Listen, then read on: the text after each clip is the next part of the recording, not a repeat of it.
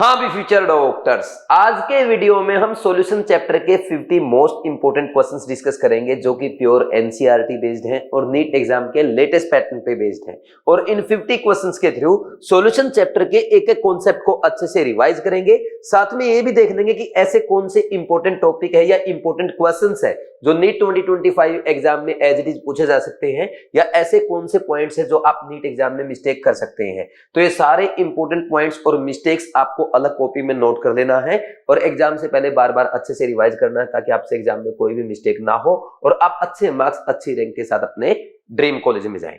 ठीक है भाई, तो स्टार्ट करते हैं अपने 50 मोस्ट इंपोर्टेंट क्वेश्चंस जिसके बारे में आप ऑलरेडी जानते हैं। ये हमारे बीवाइज क्लासेस के केयर टेस्ट सीरीज के टेस्ट के सॉल्यूशंस है, यानी केयर टेस्ट सीरीज जिसमें आपके चैप्टर वाइज टेस्ट होते हैं, रिवीजन टेस्ट होते हैं, मेजर टेस्ट होते हैं, जिनके डिटेल्ड वीडियो सॉल्यूशन मैं आपको प्रोवाइड करता हूं। वीडियो सॉल्यूशन के थ्रू हम चैप्टर को रिवाइज करते हैं। इंपॉर्टेंट कॉन्सेप्ट्स जो एग्जाम में आपसे पूछे जा सकते हैं वो मैं आपको बताता हूं। ऐसे कौन से क्वेश्चन जो एग्जाम में एज इट इज आ सकते हैं, क्या आप मिस्टेक कर सकते हैं, एग्जाम को कैसे अटेम्प्ट करना चाहिए, कौन से क्वेश्चन को फर्स्ट अटेम्प्ट, सेकंड अटेम्प्ट या थर्ड अटेम्प्ट में करना होता है, ये सारा मैं आपको केयर टेस्ट के सॉल्यूशन में सिखाता हूं। तो आज हम सॉल्यूशन चैप्टर के टेस्ट के क्वेश्चंस डिस्कस करेंगे और सब कुछ अच्छे से रिवाइज करेंगे। सारे इंपॉर्टेंट पॉइंट हम डिस्कस करने वाले हैं, लेकिन सॉल्यूशन स्टार्ट करने से पहले हमेशा की तरह इंपॉर्टेंट क्वेश्चन की लिस्ट बनाएंगे जो आप रिवीजन के लिए नोट कर सकते हैं। इसमें question number 4th, 5th, 8th, 10th, 12th, 13th, 14th, 15th, 16th, 19th, 21st,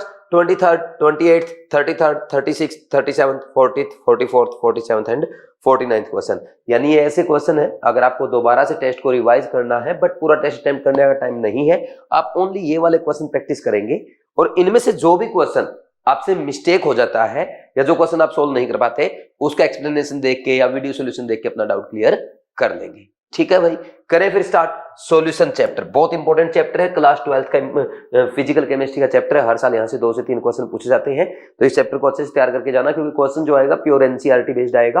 और अगर आप एनसीईआरटी पढ़ के जाते हैं, टेस्ट के वीडियो सॉल्यूशन देख के जाते हैं, इंपॉर्टेंट पॉइंट को रिवाइज करके जाते हैं, तो आराम से क्वेश्चन सोल्व कर पाएंगे। तो देखो पहला question, if 15 gram of sucrose is dissolved in 50 ml of water and pressure is applied on the surface of the solution formed, it will result in increased solubility, decreased solubility, slightly increase in solubility, no effect on solubility। देखो क्या है, sucrose क्या है, आपका solid है। Solid को जब हम वाटर यानी लिक्विड में डिसॉल्व करते हैं तो उसके ऊपर प्रेशर का कोई इफेक्ट नहीं आता। There is no effect of pressure, effect of pressure NCERT की लाइन है, on solubility of solid in liquid. समझ आ रहा है? तो आंसर क्या आ जाएगा, no effect on solubility, answer 4।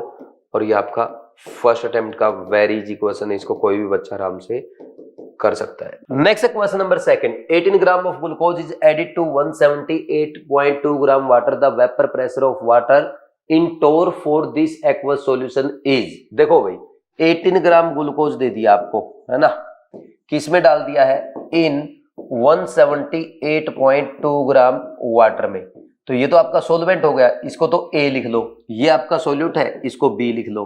और आपको याद होगा टोटल प्रेशर कितना होता है, total pressure of solution is equal to PA naught XA plus PB naught XB। ठीक, अब एक बात बताओ, हमारे पास ये जो ग्लूकोज है ये तो क्या है, सॉलिड है, नॉन वोलेटाइल है, तो इसका PB नोट तो कितना हो जाएगा, 0।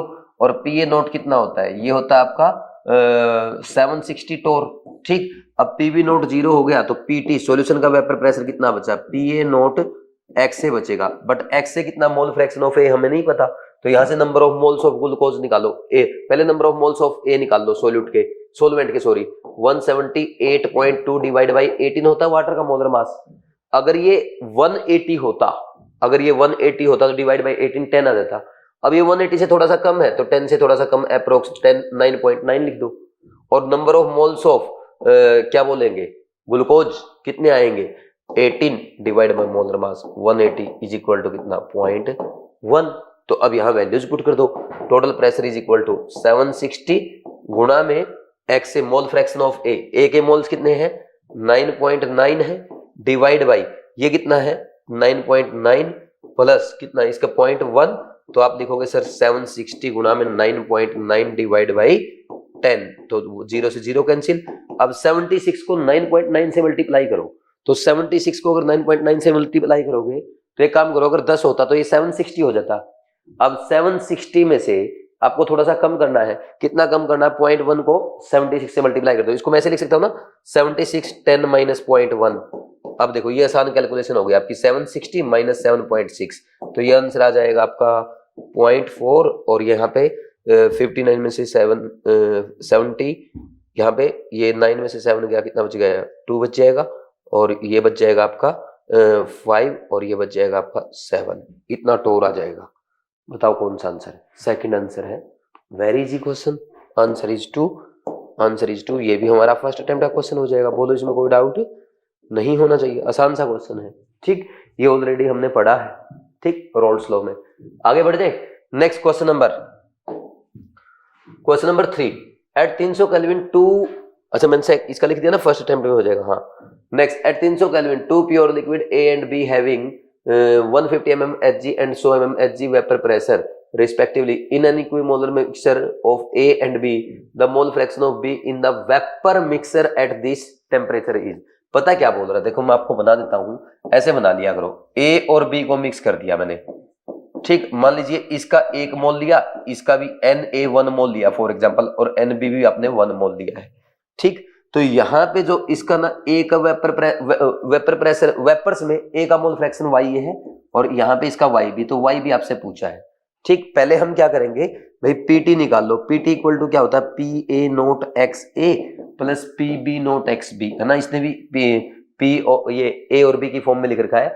तो ए का कितना है, 150 है, और ए का मोल फ्रैक्शन कितना होगा, 1, number of moles 1 divide by total mole, और पी बी नोट कितना है 100, इसका भी मोल फ्रैक्शन कितना होगा 1 डिवाइड बाय टोटल मोल्स, तो ये हो गया 75 और वो हो गया 50, 75 और 50 ये हो जाएगा 125। अब आपको पता है ये यहाँ पे टोटल प्रेशर आया है, ठीक। तो pressure of B will be equal to mole fraction of B in vapour phase into total vapour pressure, और पी बी क्या होता है, P B note X B is equal to Y B into P T. तो P B naught कितना है 100, और x B कितना है 1/2, और वाई बी कैलकुलेट करना है, पी टी कितना है 125, तो ये आ गया आपका 50। तो Y B is equal to कितना आ गया 50 बटे 125, 25 दूनी 50, और ये बटे में 5, तो 0.4 आ जाएगा। 0.4 कौन से ऑप्शन में, थर्ड में, ठीक। आंसर इज 3, और ये कौन से अटेम्प्ट का क्वेश्चन है, फर्स्ट या सेकंड अटेम्प्ट में आप आराम से कर सकते हैं, ठीक है ना भाई। थर्ड क्वेश्चन हो गया। Next question number 4, the solution that forms maximum boiling azeotrope. देखो आपके एग्जाम में है ना, यहाँ पे ना बार बार आपके क्वेश्चन आएंगे, कभी आइडियल सॉल्यूशन का आएगा, कभी non ideal solution with positive deviation का आएगा, कभी नेगेटिव डेविएशन वाले का आएगा, कभी बॉइलिंग ये maximum boiling azeotrope, minimum boiling azeotrope. मैं एक काम करता हूँ, क्वेश्चन नंबर 4 में आपको पूरा रिवाइज करा देता हूँ, ठीक। देखो आइडियल सॉल्यूशन क्या होते हैं, पहले हम बात करेंगे आइडियल सॉल्यूशन की। इनकी खास बात क्या होती है, follows roles law, follows roles law, roles law को फॉलो करते हैं, ठीक। और इनमें क्या है, रोल्स लॉ को फॉलो करने का मतलब पता क्या है, यहाँ पे जो पीटी, अच्छा इनमें ना मान लीजिए जैसे ए और बी आपने मिक्स किया, यहाँ पे जैसे ये एक सॉल्वेंट ले लिया आपने ए, और एक ले लिया सॉल्यूट ले लिया बी, इन दोनों को मिक्स किया, यहाँ पे इसमें ए इंट्रैक्शन, इसमें बी बी इंट्रैक्शन, तो जो सॉल्यूशन मिलेगा ना उसमें क्या होगा, ए बी टाइप इंट्रैक्शन होंगे। तो होता क्या है, जो आपके आइडियल सॉल्यूशन होते हैं उनका A interaction, B B interaction similar to A B interaction होता है, बोलो कोई डाउट नहीं है। और अगर ऐसा इंट्रैक्शन है, सुनना आप मेरी बात ध्यान से, कि यहाँ पे अगर ऐसा है तो जो आपका ऑब्जर्व्ड वेपर प्रेशर आएगा ना will be equal to calculated vapour pressure, यानी PT will be equal to P A note X A plus P B note X B आता है ना, ये आएगा। यानी ऑब्जर्व्ड वेपर प्रेशर जो आपने एक्सपेरिमेंटल कैलकुलेट किया, फाइंड आउट किया, और कैलकुलेटेड वेपर प्रेशर इक्वल होता है आइडियल सॉल्यूशन का। तो अगर ऐसा होगा तो इनका observed boiling point will be equal to calculated boiling point, बोलो कोई डाउट है क्या, ठीक। नेक्स्ट इसके बाद क्या आएगा, ये हो गया इतना। इसके बाद अगर हम बात करें, ये यहाँ पे इतना हो गया, फिर नेक्स्ट क्या आएगा आपका, अब इन दोनों सॉल्यूशन को जब मिक्स करते हैं, मान लीजिए 1 लीटर है और ये एग्जैक्ट 2 लीटर है, तो ये 3.0 लीटर आएगा एग्जैक्ट, यानी इनकी वॉल्यूम में कोई चेंज नहीं आएगा, क्योंकि सिमिलर टाइप की इंटरेक्शन, ना तो रिपल्सन ना ज्यादा एक्स्ट्रा एक्सट्रैक्शन है, ना तो ज्यादा एक्स्ट्रा अट्रैक्शन है, ना ज्यादा एक्स्ट्रा रिपल्सन है। तो टोटल वॉल्यूम क्या आएगा, V1 plus V2 equal to total volume, तो डेल्टा V मिक्सर का चेंज इन वॉल्यूम 0, और आपस में ना कोई किसी टाइप का स्पेशल अट्रैक्शन है, ना स्पेशल रिपल्सन है, तो डेल्टा H मिक्सिंग का भी क्या आएगा 0, ना हीट एब्जॉर्ब होगी ना रिलीज होगी। लेकिन जब ऐसा सॉल्यूशन बनाते हैं उसका डेल्टा G क्या आएगा, लेस देन 0, क्योंकि कोई प्रोसेस हो रही डेल्टा G लेस देन 0 आता है, और डेल्टा S ग्रेटर देन 0 आएगा मिक्सर का। क्यों, क्योंकि कोई भी मिक्सर बनता है तो हीट क्या, डेल्टा S हमेशा ज्यादा ही आता है। ठीक, और यहाँ पे अगर आप ग्राफ बनाओगे ना, एग्जैक्ट आपका ग्राफ ये बनेगा, यहाँ पे ऐसे, ये मान लीजिए ये A है, ये आपने यहाँ लिखा NA is equal to 1, sorry XA equal to 1, XB equal to 0, और यहाँ पे XA equal to 0, XB equal to 1, ये PB नोट और ये PA नोट, तो एग्जैक्ट इसका ग्राफ ये स्ट्रेट लाइन आता है ऐसे, ये प्योर फॉलो करेगा आपका रोल्स लॉ। ठीक, और इसके एग्जाम्पल कैसे आएंगे, सेम टाइप के होंगे, मतलब सेम टाइप के जो कंपाउंड है वो क्या करेंगे, आइडियल सॉल्यूशन बनाएंगे। जैसे एग्जांपल ले लो आप, n heptane, n octane, isooctane, एक सेकंड मैं काम करता हूं, बेंजीन प्लस टोलिन C6, एक काम करते हो इसमें C7H8, और बताओ ऐसे ही अगर आप n hexane, n hexane, n heptane, ठीक, ये वाला हो गया। ठीक, और इसके अलावा आप इथाइल क्लोराइड, इथाइल ब्रोमाइड, जिनमें सिमिलर टाइप के फोर्सेस हैं, ठीक, वो सारे क्या बनाएंगे, ऐसे ही कंपाउंड बनाएंगे। ठीक, कर लेंगे ना ऐसे, ये हो गया आइडियल सॉल्यूशन। और लिखना चाहो, ये क्लोरोबेंजीन, ब्रोमोबेंजीन, यानी इनमें सिमिलर टाइप के फोर्स होंगे। ठीक, ऐसे कर देंगे। अब सुनना नेक्स्ट, इसके बाद फिर आते हैं आपके नॉन आइडियल सॉल्यूशन। अब नॉन आइडियल सॉल्यूशन में क्या होता है, नॉन आइडियल सॉल्यूशन जो होंगे, नॉन आइडियल सॉल्यूशन जो होंगे, नॉन आइडियल सॉल्यूशन, सबसे पहली बात, doesn't follow roles law, doesn't follow roles law. ठीक, ये रोल्स लॉ को फॉलो नहीं करेंगे। ठीक, यानी इनका जो यार है ना, PT equal to PA naught XA है ना, प्लस PB नोट XB, ऐसा कुछ नहीं आने वाला। Observe vapour pressure will not be equal to calculated vapour pressure. साथ में इनका जो डेल्टा V है ना मिक्सिंग का, that will be also not equal to 0। Delta H mixing का ये भी नॉट इक्वल टू 0, कम या ज्यादा आएगा 0 से। ठीक, डेल्टा G लेस देन 0 आएगा और डेल्टा S ग्रेटर देन 0 आएगा, ये हमेशा रहेगा, क्योंकि प्रोसेस हो रही तो डेल्टा G लेस देन 0, और अगर मिक्सर बन रहा है तो डेल्टा S ग्रेटर देन 0 होता है। तो अब इसमें ना दो टाइप के होते हैं, एक तो non ideal solution with positive deviation वाले आते हैं, ठीक, और एक आते हैं आपके नेगेटिव डेविएशन वाले।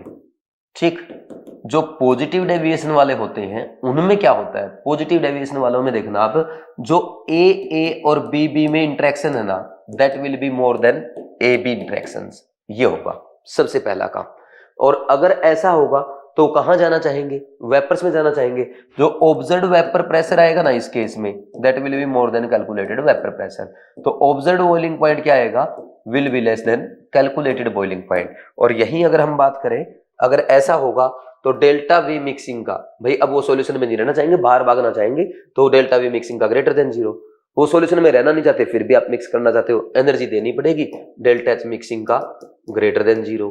ठीक, डेल्टा G लेस देन 0 और डेल्टा S ग्रेटर देन 0। ठीक, अब इनमें जो ग्राफ बनेगा, इनका ग्राफ कुछ ऐसे आएगा, बनना चाहिए था ऐसे जैसे उसमें बना, लेकिन ऐसे ना बन गए, इनका ग्राफ ऐसे आता है, और इनके ये ग्राफ भी थोड़े से उठे हुए आएंगे, ये ग्राफ भी ऐसे आएंगे इनके उठे हुए, है ना, मतलब पॉजिटिव डेविएशन शो करते आएंगे। ठीक, अब इधर आ जाओ, इसमें क्या होगा, AA interaction and BB interaction will be less than AB interaction, यानी observed vapour pressure will be less than calculated vapour pressure.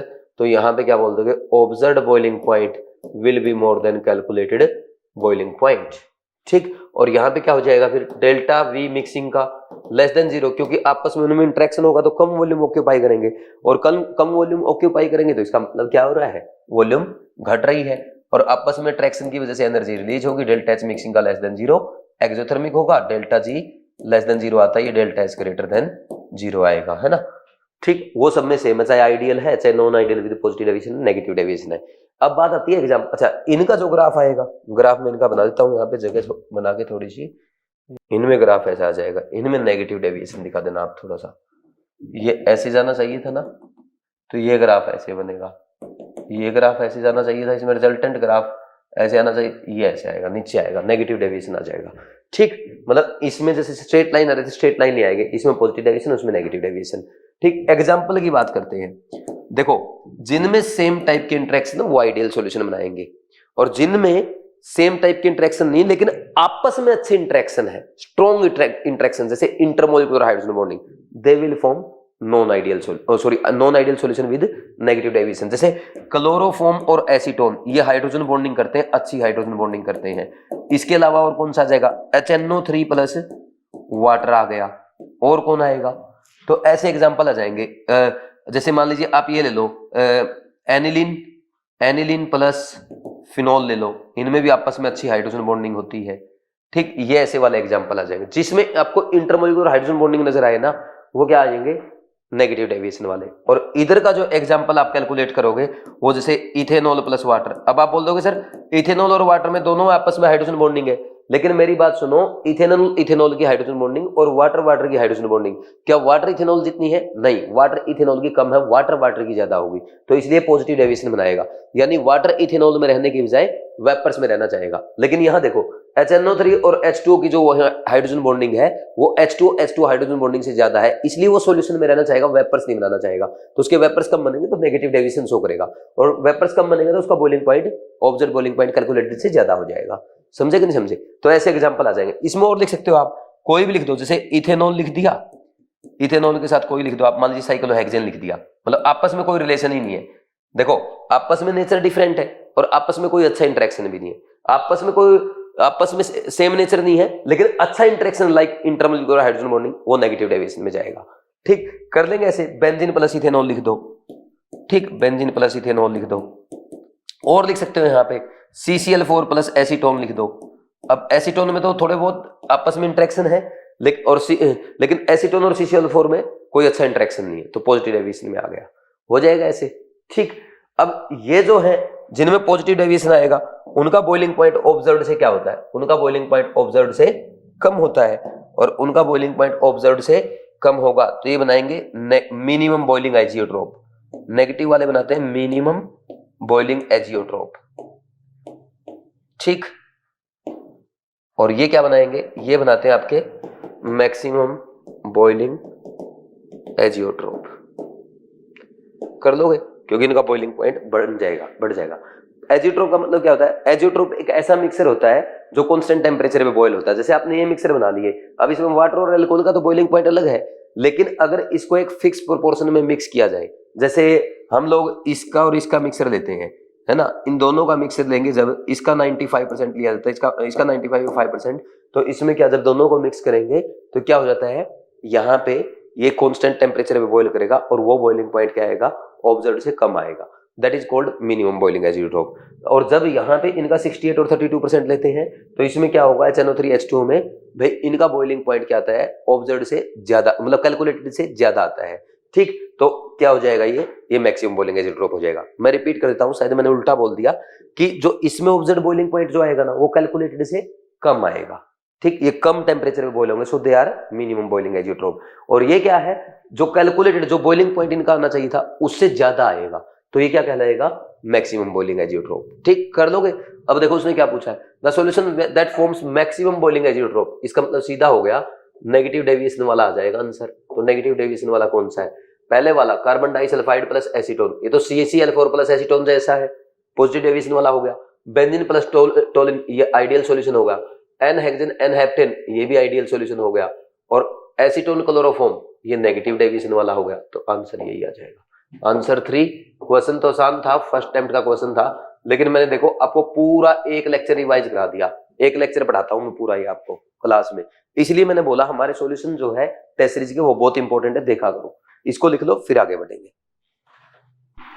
लिख लिया भाई, नेक्स्ट देखो। अच्छा, परसेंटेज लिखनी हो जो मैंने वो बोला लिख सकते हो आप, इसकी 95% थी और इसकी 5% थी, अगर एजियोट्रोपिक मिक्सर बनाएंगे तब, और इसका होता है 68% तो HNO3, 32% वाटर। जब मैक्सिमम बोलेंगे जियोट्रॉप पढ़ाएंगे। ये दो ही एग्जांपल एनसीईआरटी में, अगर पूछा गया परसेंटेज का क्वेश्चन वो भी आप आराम से कर सकते हो। ठीक, नेक्स्ट देखो इसके बाद question number 5, ethylene glycol is used as an antifreeze in a cold climate, mass of ethylene glycol which would should be added to 4 kg of water to prevent its freezing at -6 degree Celsius will be। ठीक, देखो KF4 water दे दिया और molar mass of ethylene glycol दे दिया। सीधी सी बात है, देखो इसमें delta TF will be equal to I into KF into M आ जाएगा। M इज मोलरिटी और इथाइलिन ग्लाइकोल क्या होता है? CH2OH CH2OH, this is ethylene glycol. ये डिसोसिएट तो होगा नहीं तो इसका ही ले लेंगे 1, तो डेल्टा TF कितना आ जाएगा? डेल्टा TF आपका, आपको पता है यहाँ पे क्या होता है? TF नॉट माइनस TF होता है। प्योर वाटर का फ्रीजिंग पॉइंट कितना? 0 और ये कितना? -6, तो कितना आ गया? 6 डिग्री सेल्सियस आ गया। और इसको केल्विन में रखो या सेल्सियस में, देखो कोई फर्क नहीं पड़ेगा क्योंकि चेंज इन फ्रीजिंग पॉइंट है। तो this will be 6 will be equal to I1 ले लिया, KF है 1.86। मोलरिटी देखो कितनी आएगी? मोलरिटी कितना है? Number of moles of solute divide by weight of solvent in KG. तो number of moles of solute कितना है? वेट पूछा है, इसका मोलर मास 60 होता है, divide by weight of solvent कितना है? 4 kg है। तो अब आप देखो वेट इज इक्वल, ये this will be equal to 6 equal to 1.86 गुना में W बाई 60 गुना 4। तो W will be equal to 60 गुना 4 गुना 6 बटे 1.86। ये कट जाएगा, ये कट जाएगा 6 3 18 और 6 कम 6। ठीक, ये लगभग इसको काट दो, ये 3.3 इसको भी हटा दो, ये ऊपर 10 गया तो 3 दूनी ये 20 पे कट गया, तो 20 चौका 80, 800 के लगभग आ जाएगा। 800 अप्रोक्स 800 ग्राम है ना, अप्रोक्स लिख रहा हूं मैं, तो 800 के अप्रोक्स ये एक ही आंसर है, आंसर इज 1। ठीक, ये आपका फर्स्ट या सेकंड अटेम्प्ट का क्वेश्चन कहलाएगा और आराम से आप कर सकते हो। ठीक, next question number 6, if osmotic pressure of 4% weight by volume and NaCl by volume and solution of sucrose is same as 2% weight by volume solution of X, then the molecular mass of X is। देखो 4% weight by volume sucrose दे दिया। ठीक, तो इसका मतलब पता है क्या है? ये है 4 gram sucrose in 100 ml solution. Similarly 2% weight by volume X दे दिया, इसका मतलब है 2 gram X in 100 ml solution. अब इसने बोला सॉल्यूशन क्या है? ऑस्मोटिक प्रेशर सेम है, तो π1 इज इक्वल टू π2 है, ये 1 है और ये 2 है, तो आपका क्या होगा? C1RT will be equal to C2RT, यानी RT cancel, C1 equal to C2, दोनों ही कंसंट्रेशन सेम होनी चाहिए। कंसंट्रेशन सेम होने का मतलब इसका number of moles divide by volume, moles कितना हुआ? वेट डिवाइड बाई मोलर मास कितना था सुक्रोज का? 342 डिवाइड बाई 0.1 लीटर है, और ये कितना? इसका 2 divide by molar mass divide by 0.1, तो 0.1 से 0.1 कैंसिल हो जाएगा, तो 2 से 2 कैंसिल हो गया, M इज इक्वल टू 342 बटा 2 आ गया, ये आ जाएगा आपका 1, और ये कितना बच गया? 7 और 1, 171 ग्राम पर मोल। कौन सा आंसर आ रहा है? Answer is first, answer is first. ये भी आपका फर्स्ट या सेकंड अटेम्प्ट का क्वेश्चन कहलाएगा। कैलकुलेशन है, इजी है वैसे, है ना, क्योंकि देखो फिजिकल केमिस्ट्री के क्वेश्चन पहले अटेम्प्ट में है ना, टाइम तो लेंगे भाई, 50-60 सेकंड को नॉर्मल से नॉर्मल क्वेश्चन भी आपका लेगा पेपर में, तो फर्स्ट या सेकंड अटेम्प्ट में किया करो उसको, फर्स्ट की बजाय सेकंड में ही किया करो। KF4 वाटर दे दिया, if your automobile holds 1 kg of water, how many gram of ethylene glycol must you add to get the freezing point of the solution lowered to -2.8? ये वैसा ही क्वेश्चन जो पीछे किया था, इसमें बस वैल्यू चेंज होगी। अब मुझे भी नहीं पता मेरे से 2 क्वेश्चन सेम कैसे डल गए, हालांकि कोशिश तो यही की जाती है कि हर क्वेश्चन नया हो बच्चों के लिए। खैर कोई बात नहीं, 2.8 डिग्री सेल्सियस आ गया ये। Delta TF will be equal to I into KF into M, तो ये 2.8 है, I1 होगा इसके लिए, इथाइलिन ग्लाइकोल है, I1 होता है इसका। ठीक, KF कितना है? 1.86 गुणा में कितना करोगे? मोलरिटी कितना? मास पूछा है, डिवाइड बाई इसका मोलर मास 60 होता है, अभी हमने पीछे देखा था 60 होता ना, 12 दूनी 24 और 30, और ये कितना होता है? 12 दूनी 24 और 30 और 32, 62 हो गया ये। और पीछे इसने कितना दे रखा था? पीछे वाले क्वेश्चन में 62 दे रखा था, ठीक है, और ये हमने यहाँ पे 60 लेके कर दिया, मैं गलत कर रहा था इसलिए मुझे 60 याद आ रहा है। चलो कोई बात नहीं, 31 लगभग वही आएगा। ठीक, चलो उससे कोई ज्यादा फर्क नहीं पड़ता है, ये 62 ले लो, ठीक, डिवाइड बाई 1 kg। तो इस बार तो और सीधा हो गया, तो W इज इक्वल टू कितना हो जाएगा 2.8 गुना में 62 डिवाइड बाई 1.86 है, ठीक। तो इसको कैंसिल कर दो, इसको अप्रोक्स लिख देता हूं 28/18 गुना में 62, ठीक। तो किस पे जाएगा 9 दूनी 18 और 9 7 63 लगभग, और दो ये गया 14, 14 से 98 लगभग 98 ग्राम आ रहा है। तो 98 ग्राम के आसपास ये 93 ग्राम वाला आ जाएगा, क्योंकि ये 1.86 को आपने 1.8 माना, थोड़ा सा कम कर दिया तो वैल्यू थोड़ी सी ज्यादा आ रही है, तो ये आ जाएगा अप्रोक्स, है ना। ये 18.6 लिख लेते तो अप्रोक्स ऐसा लिख सकते हो, ठीक।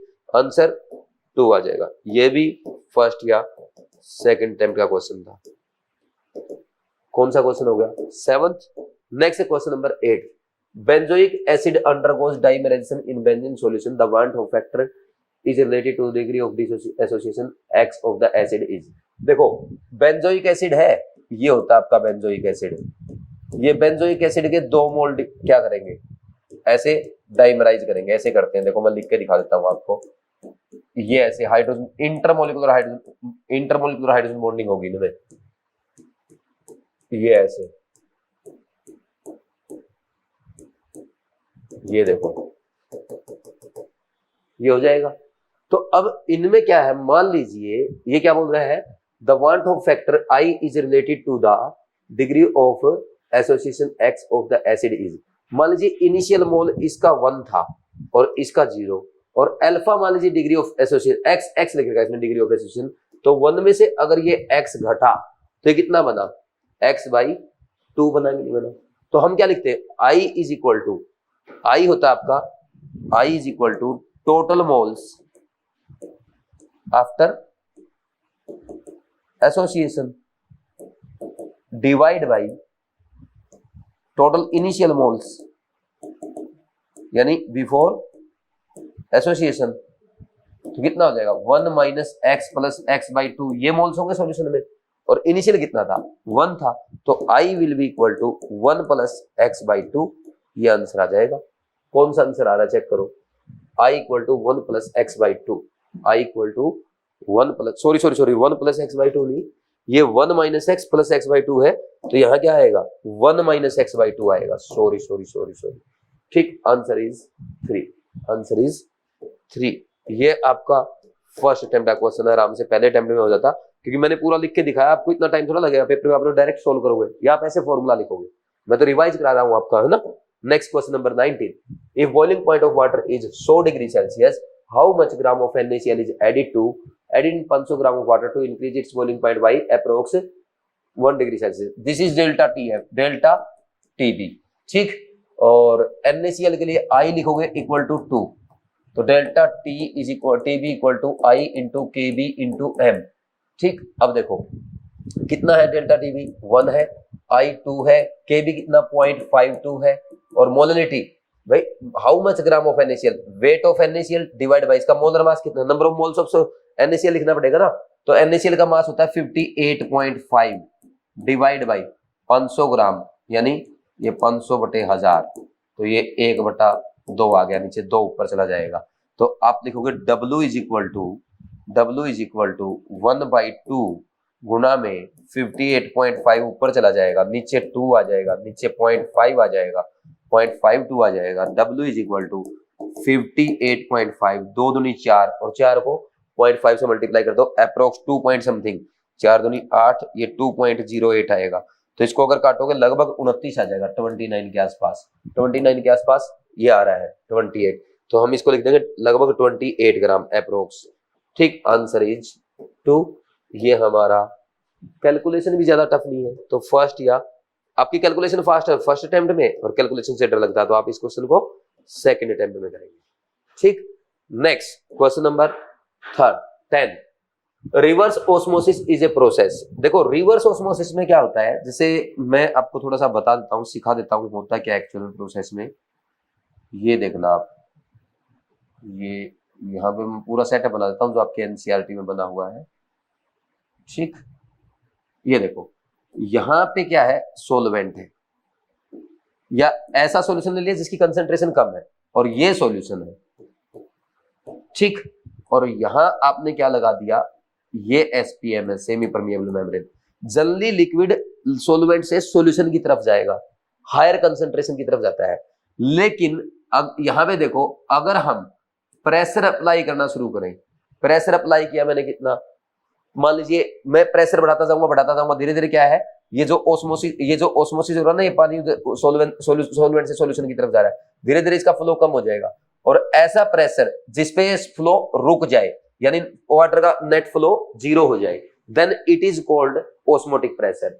और जब मैं pressure more than osmotic pressure apply करता हूं, pressure more than pi apply करता हूं, then water will flow in reverse direction, that is solution to solvent side. This is called reverse osmosis. समझ आया? अब पढ़ते हैं क्या है। Reverse osmosis is a process in which applied pressure to the solution side is larger than the osmotic pressure. बिल्कुल सही है। Next, in which solvent moves from solution of higher concentration to solution of lower concentration.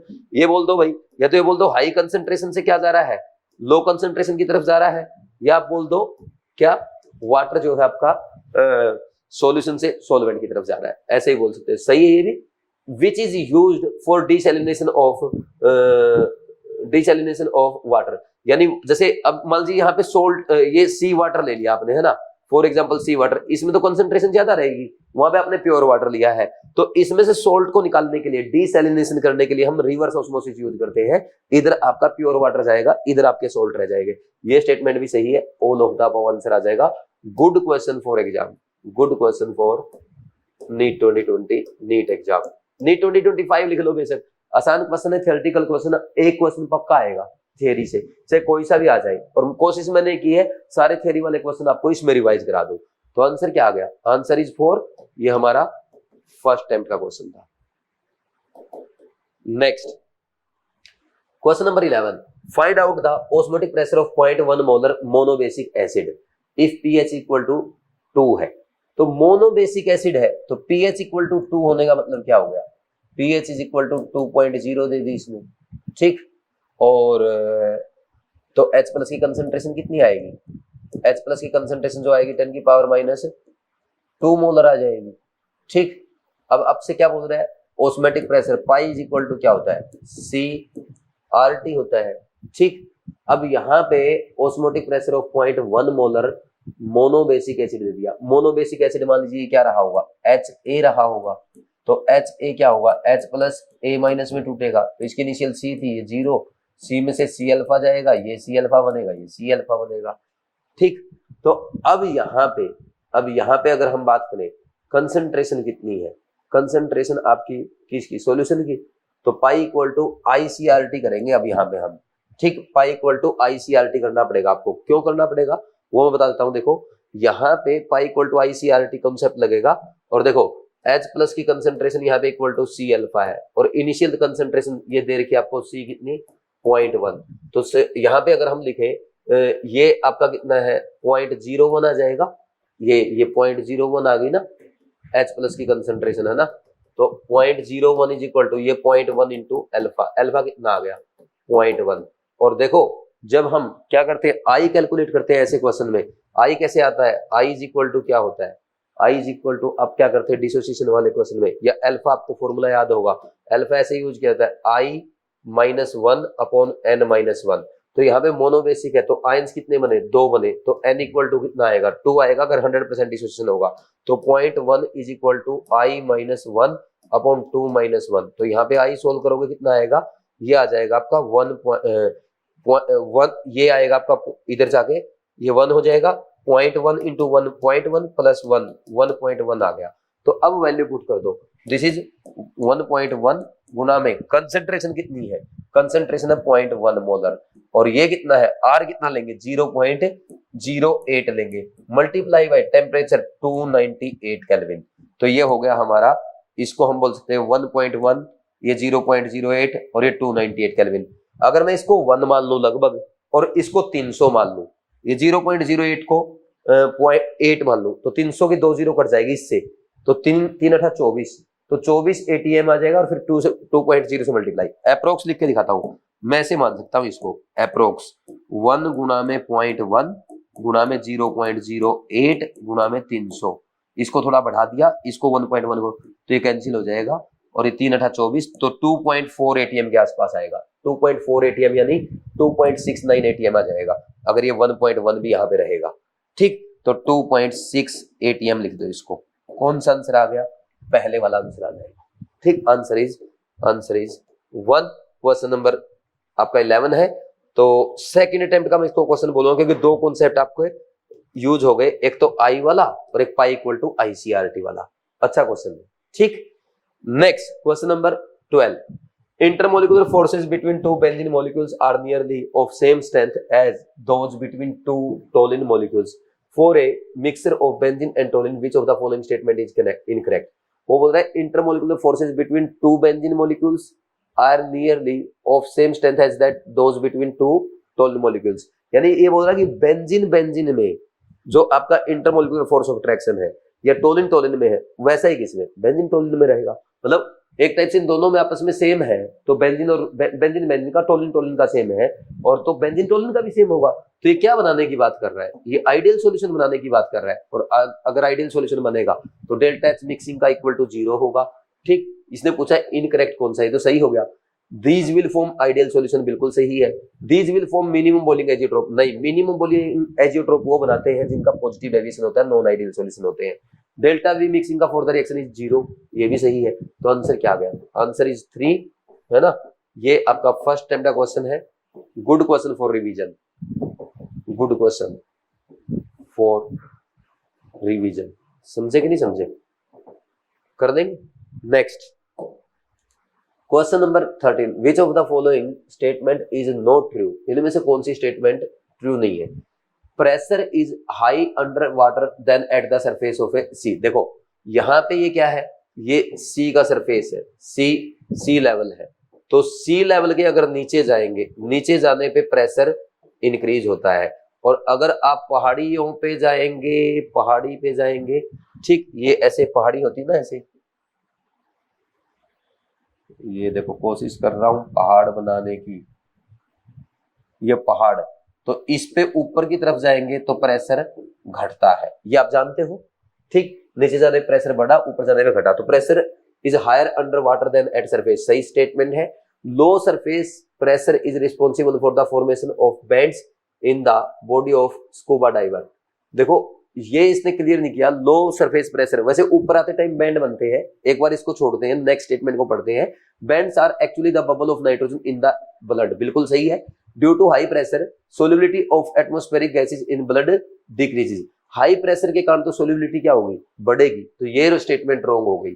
ठीक, अब वो statement पे आओ वापिस। जब नीचे जाता है स्कूबा डाइवर, तो नीचे जाने के वजह, समुद्री गोताखोर जब नीचे जाता है पानी में तो प्रेशर बढ़ता है। प्रेशर बढ़ने की वजह से क्या होगा? जो ऑक्सीजन के साथ साथ हमारे ब्लड में N2 गैस भी डिजोल्व हो जाती है। लेकिन N2 गैस क्या है? ब्लड के साथ रिएक्शन तो करेगी नहीं। तो जब वो वापस ऊपर आने लगता है तो धीरे धीरे क्या होगा? प्रेशर कम होगा, और प्रेशर कम होगा तो क्या होगा भाई? प्रेशर कम होने की वजह से N2 गैस वापस रिलीज होने लगती है। तो जब वो N2 गैस ब्लड वेसल से बाहर आती है तो उसके ना कुछ बबल्स बन जाते हैं ब्लड वेसल्स में, और वो बबल जो बनेंगे उसके कारण क्या है? बड़ी पेनफुल और हार्मफुल कंडीशन होती है। कई बार तो इंसान मर भी जाता है। तो इस कंडीशन को क्या कहा गया है? बैंड कहा गया है। तो ये सही बात है। Low surface pressure is responsible for the formation of band in the body of scuba diver. जब वो ऊपर आते हैं तो उनमें क्या हो जाता है? प्रेशर कम होने की वजह से क्या बन जाते हैं? बैंड्स बन जाते हैं। तो आंसर इसका क्या आ जाएगा? फर्स्ट स्टेटमेंट सही है, सेकंड सही है, और बैंड्स आर एक्चुअली, ठीक है, due to high pressure solubility of atmospheric gases in the blood decrease. तो फोर्थ वाला रॉन्ग है ना, फोर्थ वाला रॉन्ग है, बाकी तीनों ठीक। आंसर 4 फर्स्ट अटेम्प्ट का था। अच्छा क्वेश्चन है, नीट में आ सकता है, लिख लो, नीट 2025 में आ सकता है, नीट 2025 में आ सकता है। और जो कुछ भी नोट करना है, डायग्राम बनाना है या क्वेश्चन में से कुछ पॉइंट नोट करना है, वीडियो पॉज करके आप नोट कर सकते हैं। Next question number 14। Consider the following aqueous solution and assume 100% ionisation in electrolytes. ये है भाई 0.1 मोलर यूरिया है, 0.04 मोलर Al2SO4 थ्राइस है, 0.05 मोलर CaCl2, 0.005 मोलर NaCl है। The incorrect statement regarding the above state solution is depression in freezing point will be lowest for solution। सब में depression in freezing point की बात कर रहा है, एक में क्या कर रहा है? elevation in boiling point की, में वेपर प्रेशर की। देखो मैं एक बार सारे लिख लेता हूं, मैं दोबारा से लिख लेता हूं इधर।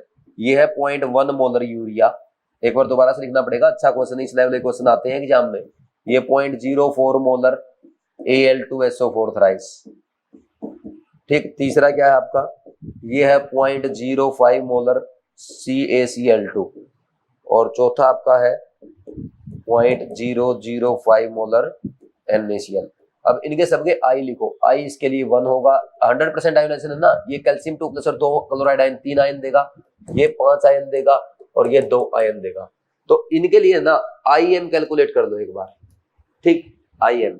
और देखो जो डाइल्यूट सॉल्यूशन होता है ना, डाइल्यूट सॉल्यूशन के लिए आप जानते हो मोलरिटी इज इक्वल टू क्या हो जाती है, मोललिटी हो जाती है।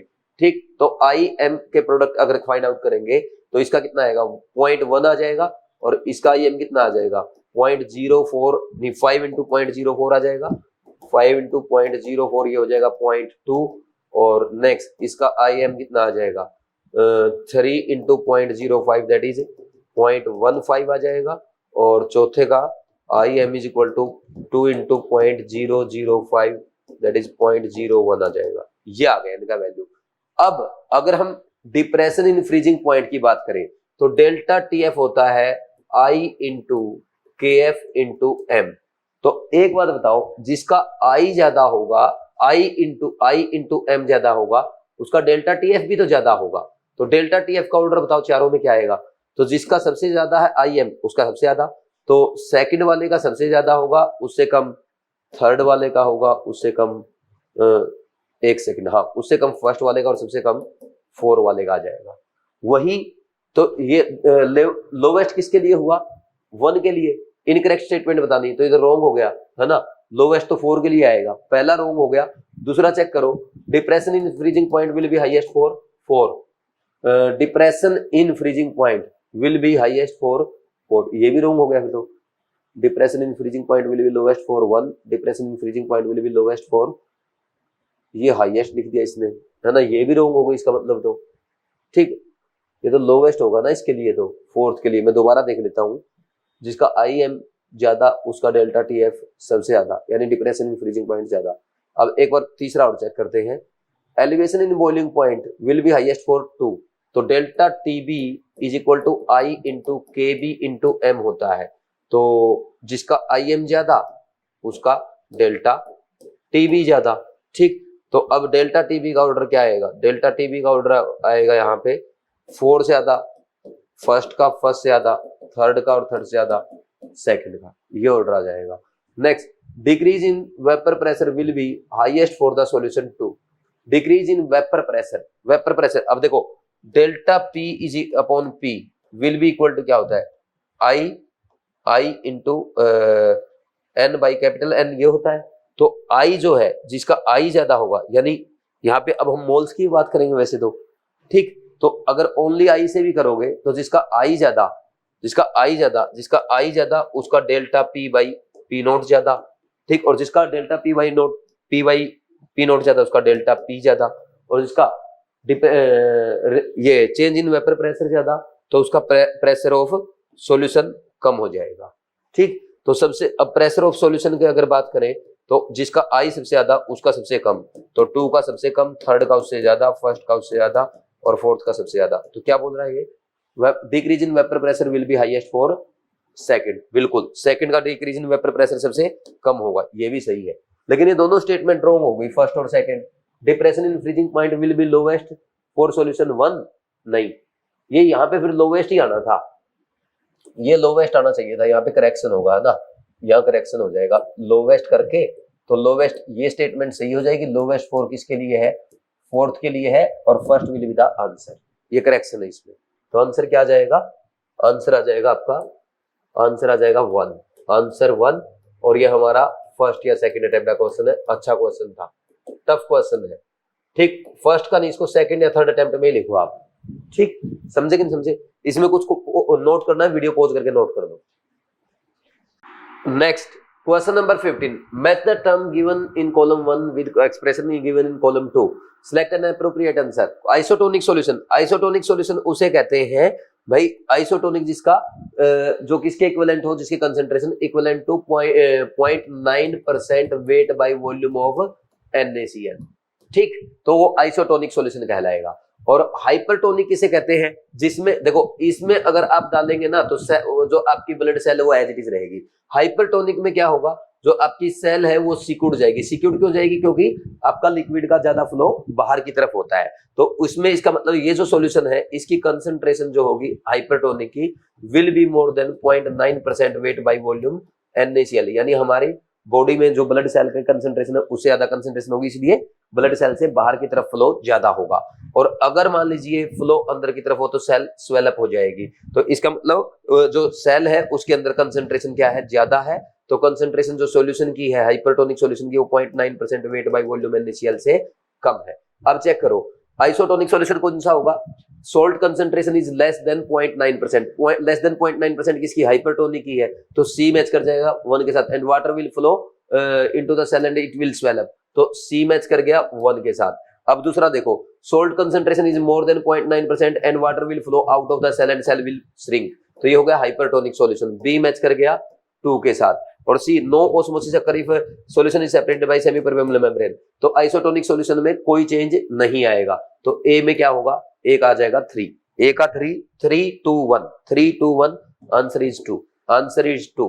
ये नीट 2025 के लिए इंपॉर्टेंट है, नीट 2025 में आ सकता है क्योंकि आपकी एनसीईआरटी में है, ठीक है ना, आपकी एनसीईआरटी में गिवन है और मैंने क्लास में भी आपको कराया है नोट्स में, है ना, एनसीईआरटी का क्वेश्चन है, कर लेंगे भाई। ये हो गया क्वेश्चन नंबर 15। नेक्स्ट आगे बढ़ जाए, question number 16, assertion reason, people taking a lot of salty food experience the puffiness और स्वेलिंग कॉल्ड एडेमा। बिल्कुल सही स्टेटमेंट है। जो लोग ज्यादा नमक खाते हैं, ज्यादा नमक की वजह से उनमें क्या है, कंसंट्रेशन आउटसाइड द सेल क्या हो जाएगी, बढ़ जाएगी। और सेल के आउटसाइड कंसंट्रेशन बढ़ जाती है, जो सेल है उससे बाहर पानी निकलेगा और बाहर पानी निकलेगा तो सेल क्या हो जाएगी, श्रिंक हो जाएगी। और सेल श्रिंक हो जाएगी तो सेल से मिलकर बने होते हैं टिश्यू, तो टिश्यूज में क्या हो जाता है, इंटरसेलुलर स्पेस डेवलप हो जाता है, जिसके कारण क्या है, पफी हो जाती है सेल, है ना, ऐसे दबाओ ना, ऐसे पिलपिला हो जाता है, ठीक। तो ऐसे दबा के देखो ना, थोड़ा सा क्या हो जाएगा, वो दब जाएगा, पफीनेस आ जाएगी उसमें। तो ये स्टेटमेंट सही है, इस कंडीशन को एडेमा कहते हैं, एनसीईआरटी की लाइन है। There is water retention in tissue cells and intercellular space because of osmosis. बिल्कुल सही स्टेटमेंट है।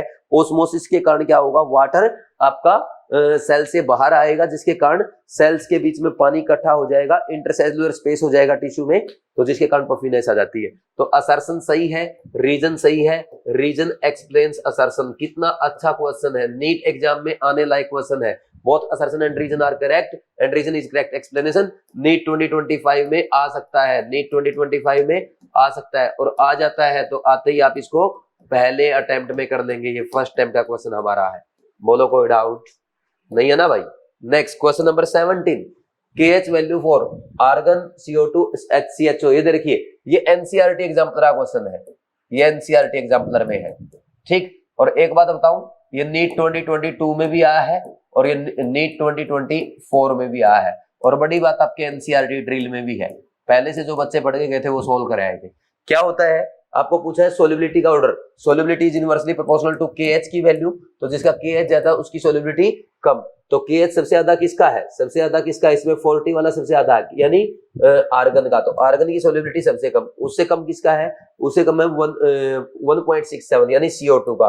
तो CO2 और फिर उसके बाद HCHO का सबसे कम है और CH4 का उससे ज्यादा, CH4 ही कम और HCHO की सोल्युबिलिटी सबसे ज्यादा। ये ऑर्डर देख लो कहाँ आ रहा है, ये ऑर्डर देखना कहाँ आ रहा है, ये वाला आ गया, आंसर इज 3। ये हमारा फर्स्ट टाइम का क्वेश्चन था, वेरी इजी क्वेश्चन, आराम से कोई भी बच्चा इसको कर सकता है। Next question number 18, assertion reason, when methyl alcohol is added to water boiling point of water increase. भाई अगर मिथाइल अल्कोहल डालते हैं, मिथाइल अल्कोहल प्लस वाटर, ये क्या बनाएंगे, ये आप जानते हैं क्या बनाते हो, जल्दी से बता दो। Solution, non ideal solution, non ideal solution, non ideal solution with positive deviation. वो ज्यादा डिटेल के लिए कहां जाएंगे, क्वेश्चन नंबर 4 में जाएंगे, ठीक। तो नॉन आइडियल सॉल्यूशन वहां पूरा एक्सप्लेन किया मैंने, ideal, non ideal, positive deviation, negative deviation, maximum boiling azeotrope, minimum boiling azeotrope, question number 4 में, वहां से आप एक बार बैक करके देख सकते हैं, ठीक। ये non ideal with positive deviation हो गया, तो ये बनाता है मिनिमम बॉइलिंग एजियोट्रोप। ये क्या बनाएगा, मिनिमम बॉइलिंग एजियोट्रोप, यानी इसमें ये जो मिक्सर बनेगा इसका बॉइलिंग पॉइंट क्या होगा, इस मिक्सर का बॉइलिंग पॉइंट घटता है, इस मिक्सर का बॉइलिंग पॉइंट घटता है, और ये क्या बोल रहा है, इंक्रीज होगा। तो रॉन्ग स्टेटमेंट होगी, assertion is wrong. When a volatile solid is added to a non volatile solvent elevation in boiling point is observed. देखो एलिवेशन इन बॉइलिंग पॉइंट कब होता है, जब आप नॉन वोलेटाइल सोल्यूट किस में ऐड करते हैं, वोलेटाइल सोल्वेंट में ऐड करते हैं तब, ना कि वोलेटाइल सोल्यूट में नॉन वोलेटाइल सोल्वेंट ऐड करते हैं। तो इसने उल्टा बोल रखा है। तो assertion and reason both are incorrect, assertion and reason both are incorrect. Answer is 4 good question है। ये भी अच्छा क्वेश्चन है जो आप एग्जाम में मिस्टेक कर सकते हो, इंपॉर्टेंट फॉर रिवीजन। मिस्टेक हो सकती है, इसमें ध्यान से पढ़ना पड़ेगा थोड़ा सा आपको, ठीक। तो ये आ जाएगा आंसर इसका 4 और ये फर्स्ट अटेम्प्ट का क्वेश्चन हो जाएगा अगर आपने एक बार अच्छे से इसको पढ़ा है। नेक्स्ट इसके बाद question number 19, we have 3 aqueous solution of NaCl labeled as A, B, C with concentration 0.1 molar, 0.01 molar and 0.001 molar respectively. The value of want of factor for this solution. देखो भाई A, B आपका क्या है, ये 0.1 molar NaCl है, ठीक, और B क्या है आपका 0.01 molar NaCl है, और C क्या है, C आपका 0.001 molar NaCl है। तो तीनों में इलेक्ट्रोलाइट तो आपका क्या है, NaCl ही है। तो इसका भी I2 आएगा, इसका भी I2 आएगा, इसका भी I2 आएगा। IA, IB, IC यानी IA is equal to IB IA is equal to IB is equal to IC आएगा। बहुत इंपॉर्टेंट क्वेश्चन है, कुछ लोग इसको मिस्टेक कर देते हैं। इंपॉर्टेंट एग्जाम के लिए, नीट में आ सकता है, नीट 2025 में आ सकता है। एग्जाम में मिस्टेक नहीं करनी है, आपको कंसंट्रेशन से मतलब नहीं है, आपको इलेक्ट्रोलाइट से मतलब है। जब इलेक्ट्रोलाइट सेम है, NaCl है, तो हर जगह उसका क्या आएगा भाई, आई तो सेम ही आएगा ना उसका। आंसर क्या आ जाएगा, answer is 3rd। Very easy question, first attempt का क्वेश्चन था। उम्मीद है आपका हो गया होगा, और जिसका नहीं हुआ होगा उसको समझ आ गया होगा। Next question number 20, match the given column 1 with expression given in column 2। Roles law क्या है, रोल्स लॉ तो आपको पता है भाई, क्या कहता है, Raoult's law equal to P pressure is equal to KH into X। KH is sorry ये हेनरीज लॉ है, सॉरी ये हेनरीज लॉ है, ये हेनरीज लॉ है। P is pressure, KH is Henry's constant, X is mole fraction. Raoult's law क्या कहता है, Raoult's law क्या कहता है, pressure is equal to PA naught XA plus PB naught XB वाला याद है, तो वो रोल्स लॉ था। ये 3rd के साथ मैच कर गया। Elevation in boiling point delta TB equal to KBM होता है या IKBM होता है, तो ये आ गया आपका 4 के साथ। Depression in freezing point match कर गया आपका 1st के साथ। Osmotic pressure pi equal to CRT, ये आपका 2 के साथ। तो 3 5 4 1 2, आंसर इज 1, ठीक।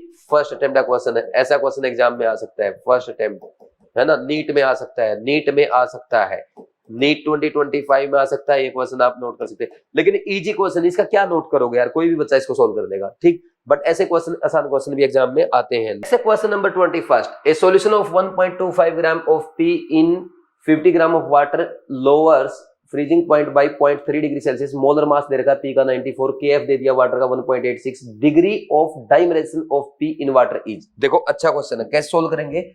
सबसे पहले भाई इसमें ना आप क्या करना पड़ेगा, आपको I फाइंड आउट करना पड़ेगा। I से आप degree of dimerisation find out कर सकते हैं। कैसे, पहले लिखो delta TF equal to I into KF into M, और यहाँ पे ये जो ना आपका, यही आपका डेल्टा TF है, क्योंकि इतने से कम हुआ ना तो 0.3 डिग्री सेल्सियस यही आ गया।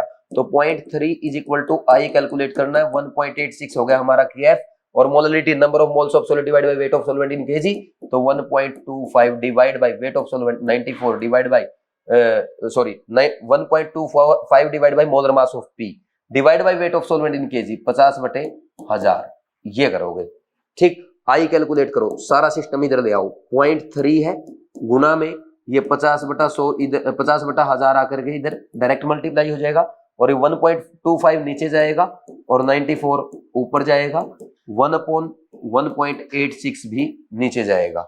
समझ आया।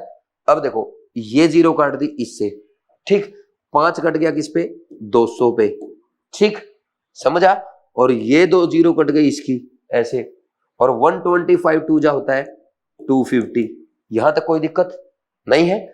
अब इसको काटो, 3 कट जाएगा इसका 0.62 पे, ठीक, और इस 0.62 को ऐसे काट दो 6.2 पे, ठीक। अब लिखो इसको, I is equal to 94 divide by 25 गुना 6.2, ठीक। इसको सोल्व करो, 94 है डिवाइड बाई 25 दूनी 50 बच गया 5, 25 का 150, ये 155 आ गया लगभग।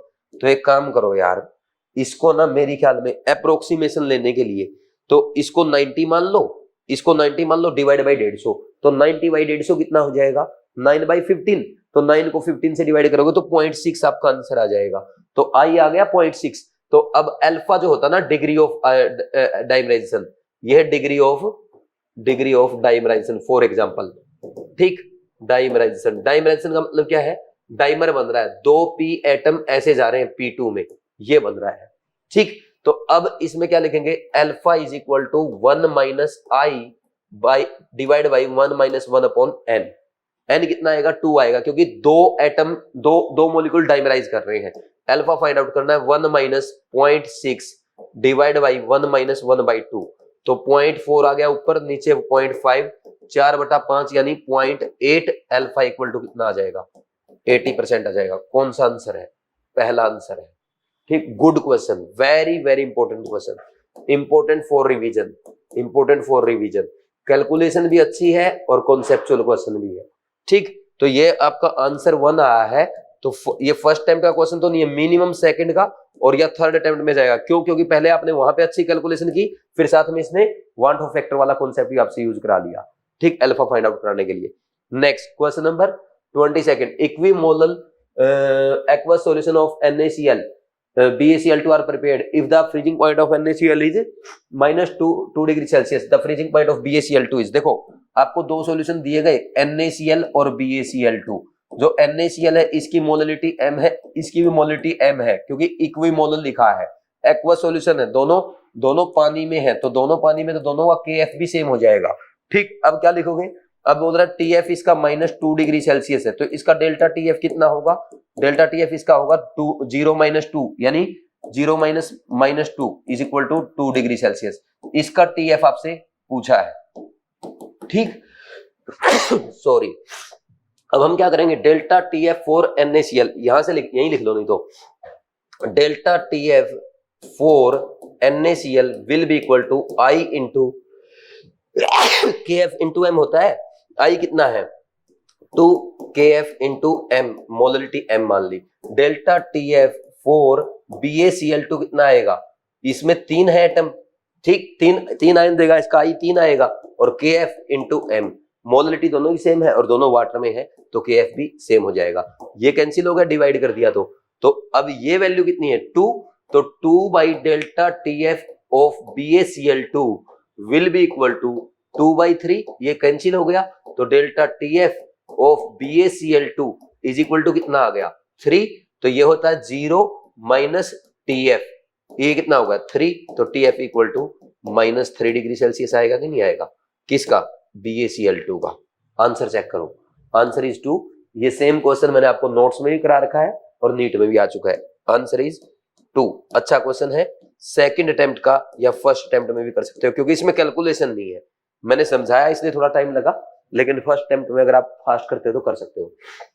ये हो गया 22। Next question number 23, the depression in freezing point of 0.01 molar aqueous solution of urea, sodium chloride and sodium sulphate is. देखो डिप्रेशन इन फ्रीजिंग पॉइंट पूछ रहा है, डेल्टा TF इक्वल टू क्या होता है I into KF into M, ये same है ये सेम है, तो डेल्टा TF क्या हो जाएगा डायरेक्टली प्रोपोर्शनल टू I। तो यूरिया के लिए और किसके लिए NaCl के लिए और सोडियम सल्फेट Na2SO4 के लिए। आप मुझे I का रेशियो बताना, इनका कितना आएगा 1:2:3 आएगा कि नहीं आएगा, तो डेल्टा TF का भी तो रेशियो इनका यही आएगा 1:2:3। Answer is 2, answer 2। ये हो गया आपका फर्स्ट अटेम्प्ट का क्वेश्चन, आराम से फर्स्ट अटेम्प्ट में आप इसको कर सकते हो। ठीक, next question number 24, which of the following solution will exhibit highest boiling point. Highest boiling point किसका होगा, देखो डेल्टा TF होता है TF माइनस TF नॉट, ये सॉल्यूशन का, ये प्योर सॉल्वेंट का। अब आप क्या लिखते हो, डेल्टा TF इक्वल टू क्या लिखते हो I into KF into I into KB into M लिखते हो। तो जिसका I बढ़ेगा उसका डेल्टा TF बढ़ेगा और उसका TB बढ़ेगा। अरे यार मैं यहाँ पे फ्रीजिंग पॉइंट लिखे जा रहा हूँ, ये बॉइलिंग पॉइंट TF नहीं TB है, ये TB माइनस TB नॉट होता है, ये प्योर सॉल्वेंट का और ये हमारा सॉल्यूशन का, और यहाँ पे भी TB लिखो।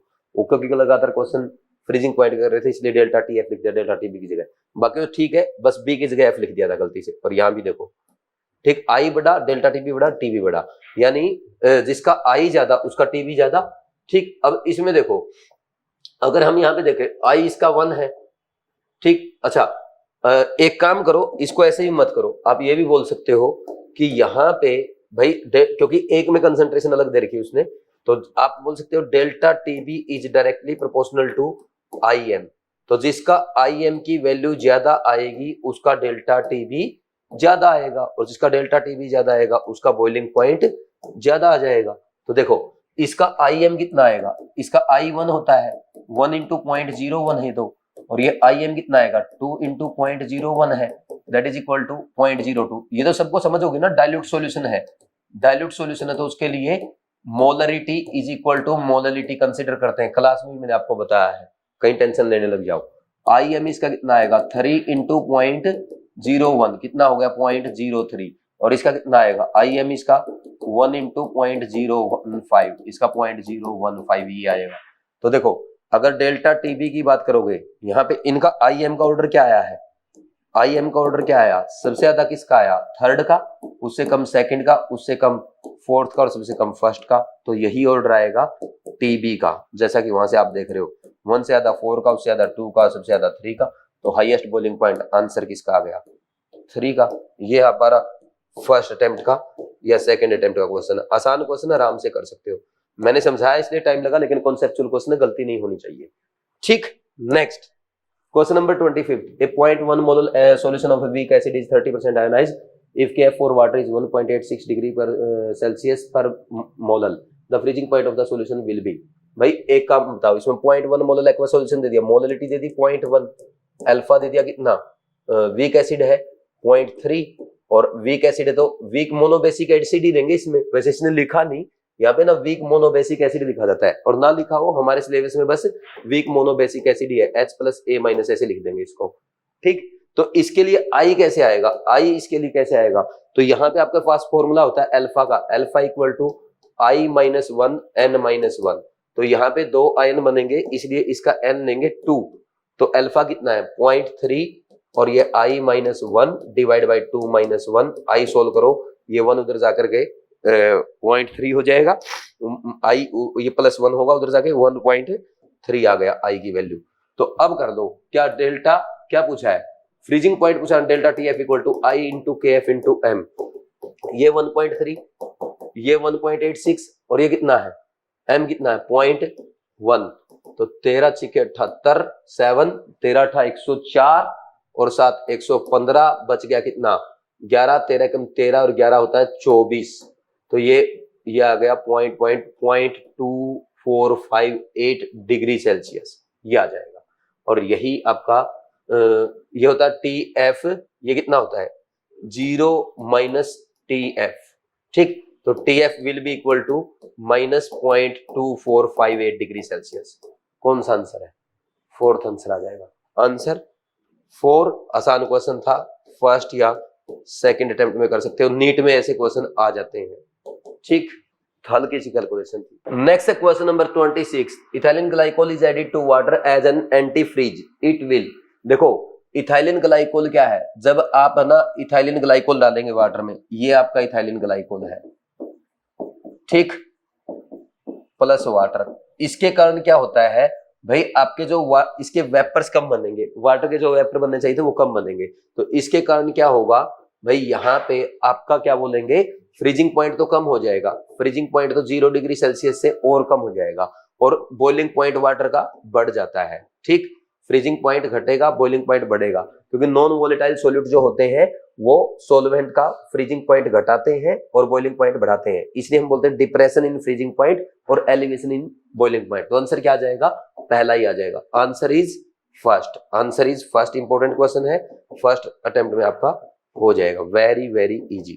Next question number 27, at same temperature which pair of following solution are isotonic. देखो आइसोटोनिक सॉल्यूशन का मतलब क्या होता है, जिसकी कंसंट्रेशन सेम हो जाए। अब देखो कंसंट्रेशन सेम होने का मतलब यहाँ पे पता क्या रहेगा, जैसे ये तो सॉल्यूशन दे दिया अलग अलग, जैसे यूरिया है, इसका I1 होगा, इसका I2, मतलब कंसंट्रेशन मतलब ओनली मोलरिटी से नहीं है, I इंटू एम चेक करना, तो इनका I इंटू मोलरिटी, सबकी मोलरिटी दी है ना, ये सेम होना चाहिए। तो अब चेक करो, पहला ऑप्शन में देखते हैं। पहले ऑप्शन में BaCl2 का कितना आएगा, IM, I इंटू एम, ये हो जाएगा 3 इंटू 0.2। जबकि यूरिया कितना आएगा, यूरिया का I इंटू एम कितना आया, इसका हो जाएगा 1 इंटू 0.2। नेक्स्ट सेकेंड में चेक करो, इनका तो सेम नहीं है, फिर यूरिया का है ये I into M is equal to 1 into 0.1 और NaCl का हो जाएगा आपका 2IM is equal to 2 into 0.1। Check करना किसका सेम आएगा, आप चेक करते रहना। नेक्स्ट फिर NaCl का दिया है, ये आ जाएगा I into M 1 into 0.2 and इसका K2SO4 में ये कितना दिया है, IM 3 इंटू 0.1। फिर नेक्स्ट देखो फोर्थ आंसर आना चाहिए, क्योंकि इनमें तीनों में तो मैच कर ही नहीं रहा। BaNO3 ट्वाइस का करो, इसमें कितने आयंस बनेंगे, 3, I हो गया 3 और 0.1 मोलर कंसंट्रेशन है। एंड ये क्या है, Na2SO4, Na2SO4 में भी कैलकुलेट करो, I इंटू एम कितना, 3 I है और M 0.1, तो आंसर 4 आ गया। 4 का सेम आंसर 4, फर्स्ट टाइम का क्वेश्चन था। ठीक, कर देंगे या नहीं कर देंगे, समझ आ रहा है। Next question number 28, for dilute solutions roles law state that. देखो भाई, रोल्स लॉ आपको पता है क्या कहता है, रोल्स लॉ में हमने क्या पढ़ा था, मान लीजिए आपने A और B को मिलाया, A और B को मिला दिया, जैसे मैं ऐसे दिखा देता हूं आपको, जैसे यहां पे A और B को मिला, मान लीजिए B है आपका non volatile solute for example. ठीक, इसके लिए हम कर रहे थे रिलेटिव लोवरिंग इन वेपर प्रेशर वाला, तो PT इज इक्वल टू क्या था, PA naught XA plus PB naught XB। तो PB नोट क्या हो जाएगा इसका, PB नोट तो 0 हो जाएगा, तो ये तो हो गया 0, तो आप क्या लिखते हो, PT को लिख लो P प्रेशर ऑफ सॉल्यूशन, और PA नोट को लिख लो P नोट, और इसको लिख दो 1 माइनस XB। अब आप लिख सकते हो P equal to P naught minus P naught XB। ठीक, तो यहां पे इसको ले आओ, और this will be equal to P naught XB will be equal to P naught minus P, और यहां से लिख सकते हैं XB is equal to P minus P naught by P naught, तो ये हो सकता है XB is equal to delta P upon P naught. This is RLVP, relative lowering in vapour pressure. तो ये रोल्स लॉ से ही हमने डिराइव किया है। अब पढ़ो, lowering a vapor pressure is equal to the mole fraction of the solute. Lowering of vapor pressure नहीं, relative lowering of vapor pressure will be equal to mole fraction of solute. तो ये statement पूरी नहीं है, अगर आप इसके हम लिखते हैं relative lowering of vapor pressure is equal to mole fraction of solute, फिर ठीक हो जाती। Next, relative lowering of vapor pressure is equal to mole fraction of solvent नहीं solute। Next, relative lowering of vapor pressure of the solvent is equal to the mole fraction of the solute। ये सही है, जो relative lowering होगी vapour pressure में delta P by P nought होगा, that will be equal to mole fraction of solute, ये सही है। Next, vapour pressure of the solution is equal to the vapour pressure of the solvent, ये wrong है, answer is third. ये कौन से attempt का क्वेश्चन है, फर्स्ट अटेम्प्ट का क्वेश्चन है, आराम से हो जाना चाहिए। ठीक, next question number 29, the unit of ebullioscopic constant is. Ebullioscopic constant क्या होता है, delta TB equal to KBM करते हो ना, ये KB जो होता है, this is ebullioscopic constant. Unit of KB क्या हो जाएगी, unit of KB will be equal to, ये केल्विन है, इसकी केल्विन है, और यहाँ पे KB की कैलकुलेट करनी है, और उसकी मोलल होती है, मोलल, तो हम क्या बोल देंगे, KB की यूनिट हो जाएगी केल्विन मोलल इनवर्स। चेक करो, केल्विन, अच्छा इसको और ऐसे भी लिख सकते हो, केल्विन, अच्छा मोललिटी की होती है मोल पर केजी, तो मोल जाएगा इनवर्स में और केजी आ जाएगा ऊपर, तो केल्विन केजी मोल इनवर्स भी हो जाएगा, केल्विन केजी मोल इनवर्स और केल्विन पर मोललिटी, आंसर 1 आ जाएगा, आंसर इज 1। इजी क्वेश्चन है, ठीक, फर्स्ट टाइम का क्वेश्चन है, ये भी आराम से आपसे हो जाना चाहिए। नेक्स्ट, इसके बाद question number 30, after adding non volatile solid freezing point of water decrease इतना, ये एक टाइप से आपका डेल्टा TF हो गया, यहां से डेल्टा TF लिख सकते हो आप 0 माइनस 0.18 यानी 0.186 degree Celsius. Calculate delta TB if KF दे रखा है और KB दे रखा है। भाई सेम इलेक्ट्रोलाइट के लिए बात कर रहा है, तो आप क्या लिखोगे, डेल्टा TF तो होता है, डेल्टा TB क्या होता है आपका, डेल्टा TB हम जानते हैं, delta TB equal to I into KB into M होता है, और डेल्टा TF कितना होगा, I into KF into M। Electrolyte same है तो I से I कैंसिल, और सेम सॉल्यूशन लिया तो m से m कैंसिल, तो डेल्टा टी भी कितना होगा भाई, डिवाइड बाई 0.186 और इज इक्वल टू ये कितना है, ये कितना दिया इसने 0.521 दिया है kb और ये दिया 1.86। अगर इसको काटोगे ना, इसको काटने पे ये कितना आएगा, ये 10 पे कट जाएगा पूरा इधर, है ना, और 10 पे कट गया तो delta TB will be equal to 0.0521। इसको डिग्री सेल्सियस बोल दो या इसको चेंज है तो चेंज को तो हम क्या और क्या बोल सकते हैं, और delta TB will be equal to 0.0521 kelvin. कौन सा आंसर आ गया, आंसर इज फर्स्ट, आंसर 1 है ना, फर्स्ट अटेम्प्ट का क्वेश्चन है। ये भी आप गुड क्वेश्चन बोल सकते हो, गुड क्वेश्चन, ठीक, फॉर रिवीजन। इजी है वैसे, बस यहां जल्दबाजी हो सकती है नीचे कैलकुलेशन में, है ना, और कुछ इसमें दिक्कत नहीं है। Question number 31, the mass of non volatile solute of molar mass 40 gram per mole that should be dissolved in 114 gram of octane to lower its vapour pressure by 20%। एक काम किया करो, जब आपको परसेंट में दे रखा ना तो आप प्योर का ना 100 मान लिया करो, let P naught equal to 100, तो उसको 20% से डिक्रीज कर दिया, यानी 20 डिक्रीज हुआ, तो डेल्टा पी कितना आया, delta P is equal to 20 हो गया। अब आपको पता है आरएलवीपी हमने पढ़ा है, आरएलवीपी क्या होता है, delta P upon P naught equal to mole fraction of solute, और मोल फ्रैक्शन ऑफ सोल्यूट को आप क्या लिख सकते हो, delta P upon P naught is equal to, ये कितना होता है आपका, number of moles of solute divide by number of moles of solvent divide by number of moles of solute. ये आपका क्या है, नॉन वोलेटाइल सोल्यूट बी है, और ऑक्टेन क्या हो गया आपका ए, तो यहां से number of moles of solute of B कितना आया, ये आ गया आपका वेट डिवाइड बाई कितना दे रखा उसने, मोलर मास 40 दे रखा, वेट तो उसने पूछा ना, और यहाँ पे इसका कितना आ जाएगा, number of moles of A 114 gram, and octane का फॉर्मूला होता है C8H18, तो इसका मास भी 114 ग्राम होता है, तो इसका आ गया 1, तो अब वैल्यू पुट कर दो, ये 20/100 इज इक्वल टू ये कितना है, ये WY कितना आएगा 40, और ये कितना आएगा 1 प्लस WY 40, सही है ना, तो ये 20/100, ये 1/5 पे कट गया, 1/5 को इधर ले आओ, इसको उधर ले जाओ, 1 plus WY 40 will be equal to 1/5 को इधर ले आए तो WY 40 गुना में 5 आ जाएगा मल्टीप्लाई, तो 5×8 40, तो अब देखना कितना होगा, 1 is equal to WY 8 minus WY 40, तो 40 यहाँ पे एलसीएम आ जाएगा, और ये हो जाएगा 8×5 40, तो 4W आ जाएगा, 4×4 40, तो W इक्वल टू 10 ग्राम आ जाएगा। ऐसे सोल्व करना था, ठीक, समझ आ गया नहीं, तो कौन सा आंसर आ रहा है, फर्स्ट आंसर आ जाएगा, आंसर इज 1, आंसर इज 1, ये पहले भी हमने फॉर्मूला यूज किया है, ठीक, ये आपका फर्स्ट या सेकंड अटेम्प्ट का क्वेश्चन आप इसको बोल सकते हैं, आसानी क्वेश्चन है ना। Next question number 32, which of the following is not a colligative property.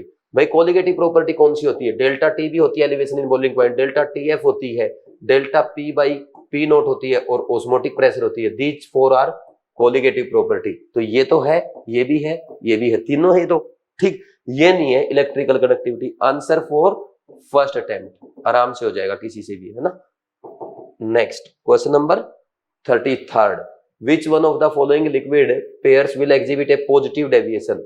Positive deviation कौन शो करेंगे, जिनमें आपस में सेम नेचर नहीं है, नेचर अलग है लेकिन आपस के इंटरेक्शन की बजाय ए के इंटरेक्शन और बी के इंटरेक्शन, ए बी के इंटरेक्शन से अच्छे इंटरेक्शन है। तो ये देखो एन हेक्सेन एन हेप्टेन, ये आइडियल सॉल्यूशन बनाएगा। क्वेश्चन नंबर 4 में मैंने बताया था इथेनॉल प्लस क्लोरोफॉर्म, इथेनॉल और क्लोरोफॉर्म ये क्या बनाएगा, पॉजिटिव डेविएशन वाला बनाएगा। Phenol plus aniline negative deviation वाला बनाएगा, और phenol plus chloroform plus acetone ये नेगेटिव डेविएशन। आंसर 2 आ जाएगा, ये मैंने आपको सी क्वेश्चन नंबर 4 एक्सप्लेनेशन, ठीक, वहां से एक्सप्लेनेशन देख के आप अपना डाउट क्लियर कर सकते हैं। आंसर 2 फर्स्ट टाइम का क्वेश्चन है, मैंने बोला था भाई फोर्थ क्वेश्चन में सारा एक्सप्लेन कर रहा हूं, आगे क्वेश्चंस में नहीं करूंगा। Next question number 34, the partial pressure of nitrogen in air is 0.76 atm and Henry low constant is 7.6 × 10⁴ atm at 300 Kelvin. What is the mole fraction of N2 in the solution obtained when air is bubbled through water at?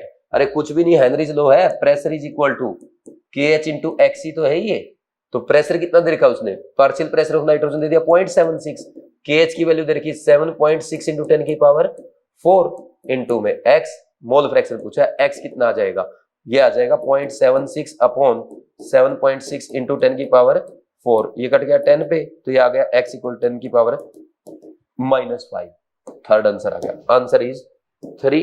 Very easy question है, ये भी आपका first attempt में हो जाएगा। ठीक, next question number 35। Assertion reason, solubility of gas increases with increase in pressure. बिल्कुल सही है, as pressure increase solubility increase. Pressure directly proportional to X होता है, मोल फ्रैक्शन होता है, mole fraction of solute in solvent. Dissolution of gas in liquid is exothermic process. ये बात भी सही है कि जब गैस को लिक्विड में डिसोल्व करते हैं तो गैस के पार्टिकल पास पास आएंगे, एनर्जी कम होगी, हीट रिलीज होगी, एक्सोथर्मिक प्रोसेस होगी। ठीक, लेकिन ये जो असर्शन है ना, ये जो रीजन है, रीजन असर्शन को एक्सप्लेन नहीं करता। Reason doesn't explain assertion, doesn't explain assertion. Heat का निकलने का और सोल्युबिलिटी का बढ़ने का कोई मतलब नहीं है। प्रेशर के कारण सोल्युबिलिटी बढ़ रही है, हीट के कारण कोई चेंज नहीं आ रहा है, ऐसा नहीं बोलेंगे हीट से, है ना। तो क्या बोलेंगे, if assertion and reason both are correct but reason not explanation of assertion. Answer two first attempt का क्वेश्चन है। ये हो गया आपका 35th question. Next question number 36। Anoxia is a condition generally seen in climbers because of. देखो, जब इंसान सी level से पहाड़ों पे जाता है, पहाड़ों पे जाता है तो पहाड़ों पे जाने से प्रेशर घटता है, और प्रेशर घटने से ऑक्सीजन की कमी हो जाती है। ऑक्सीजन की कमी होती है बॉडी में, जिसकी वजह से सोचने की शक्ति भी कम हो जाती है और कमजोरी भी आती है। This condition is known as anoxia. तो क्या बोलेंगे, high concentration of oxygen at high altitude, नहीं। High concentration of air at high altitude, no. High concentration, high pressure, partial pressure of oxygen at high altitude, no. Low partial pressure of oxygen at high altitude, तो low partial pressure रहेगा तो उससे body में oxygen कम जाएगी, जिसके कारण क्या हो जाता है, सोचने की शक्ति कम होती है। ये एनोक्सिया है। Answer is 4। ये फर्स्ट अटेम्प्ट का क्वेश्चन है, एनसीईआरटी में है। एनसीईआरटी में तो एग्जाम में आ सकता है। ठीक, next question number 37। Ratio of O2 and N2 in the air is 1:4. Find out the ratio of their solubility in terms of mole fraction of the O2 and N2 dissolved in water at atmospheric pressure and room temperature. तो pressure हो गया same, pressure अगर same हो जाए, आप जानते हो P is equal to के एच इंटू एक्स होता है। अब तो के एच इंटू एक्स क्या हो गया, कॉन्स्टेंट हो गया, और के एच इंटू एक्स कॉन्स्टेंट हो गया तो एक्स इनवर्सली प्रोपोर्शनल टू के एच हो जाएगा। तो आपको पता है अब क्या पूछ रहा है, कि क्या पूछ रहा है, find ratio of O2 and N2 in air. तो XO2 बाई XN2 अगर हम करें, वही तो रेशियो आएगा इनका। ठीक, अच्छा, ratio of O2 and N2 दे दिया। ठीक, और क्या बोल रहा है, find out the ratio of their solubilities in terms of mole fraction of in terms of mole fraction of O2 and N2 dissolved in water। ठीक है, तो ये आपको रेशियो फाइंड आउट, इनका मोल फ्रैक्शन का रेशियो फाइंड आउट करना है। इससे कोई मतलब नहीं है, ये तो एयर में बता रखा है O2 N2 कितनी है, इसका कोई लेना देना नहीं है। ठीक, अब सीधे आओ, mole fraction of O2 is to N2 क्या आएगा, KH4N2 डिवाइड बाई KH4O2 आएगा कि नहीं आएगा, वैल्यू पुट कर दो। ये कितना है, ये आपका N2 का 6.6 इंटू 10 की पावर 7, 6.60 इंटू 10 की पावर 7, 3.30 इंटू 10 की पावर 7। ये कैंसिल, ये कैंसिल, ये 2, तो 2:1 आ गया। Answer is 2। Answer is 2। Answer क्या आ जाएगा, 2 आ जाएगा। आसान सा क्वेश्चन है।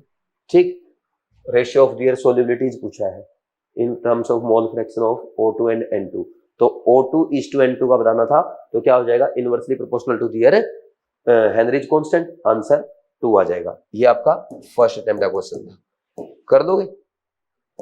ठीक, उससे कंफ्यूज मत होना, ये क्या दे रखा है, ये बस उसने एयर में बता रखा, उससे वो इन्फॉर्मेशन जरूरत भी नहीं है। अगर ये ना भी लिखता, क्वेश्चन यहां से स्टार्ट होता, तब भी हो जाता आपका। समझे कि नहीं समझे। ठीक, next question number 38। Find an ideal solution, the correct option is. भाई डेल्टा एच क्या होता है, मिक्सिंग का 0 होता है उनका, डेल्टा वी भी मिक्सिंग का 0 होता है ना, और डेल्टा जी लेस देन 0 होता है, डेल्टा एस ग्रेटर देन 0 होता है। This is called ideal solution. ये आइडियल सॉल्यूशन होता है। कौन सा आएगा करेक्ट ऑप्शन, पहला रॉन्ग, दूसरा करेक्ट, तीसरा रॉन्ग, चौथा करेक्ट, चौथा रॉन्ग। Answer is 2। ये फर्स्ट अटेम्प्ट का क्वेश्चन है, लॉलीपॉप क्वेश्चन है ना। Next question number 39। Vapour pressure of benzene is 119 torr and that of toluene is 37 at the same temperature. Mole fraction of the toluene in vapor phase which is in equilibrium with solution of benzene and toluene having a mole fraction of toluene 0.5 will be। तो मोल fraction of toluene बताना है vapour phase में। ठीक, अब देखो simple सी बात है, आपने क्या लिया, ये ले लिया आपने बेंजीन और ये ले लिया आपने टोलिन। ठीक, मान लीजिए मैं इसको A बोलूं, इसको B बोलूं, आपको XB दे दिया, मोल फ्रैक्शन ऑफ B 0.5, तो मोल फ्रैक्शन ऑफ A कितना होगा 1 माइनस 0.5, इसका भी कितना हो गया 0.5 हुआ कि नहीं हुआ। पूछा क्या है YB पूछा है आपसे। ठीक, तो सबसे पहले क्या करो PT इक्वल टू कर दो PA naught XA plus PB naught XB कर दो।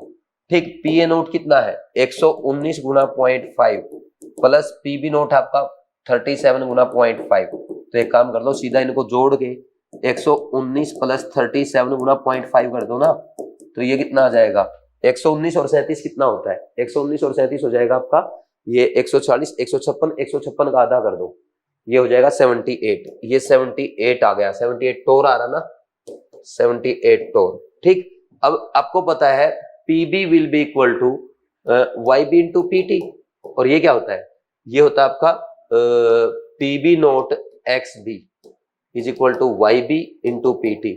तो PB नोट कितना है, PB नोट कितना है किसका, टोलिन का पूछ रखा ना उसने, टोलिन का है 37 गुना ये 0.5 है, ये YB बताना है, और ये है 78, तो YB will be equal to 0.5 गुना 37 बाई 78, तो ये 1/2 है, और ये अप्रोक्स ये भी 1/2 हो जाएगा, ये 1.4 हो जाएगा अप्रोक्स, ये 0.25 के आसपास आएगा, लगभग 0.25 के आसपास 0.25, ये आंसर आ रहा है, आंसर इज 2।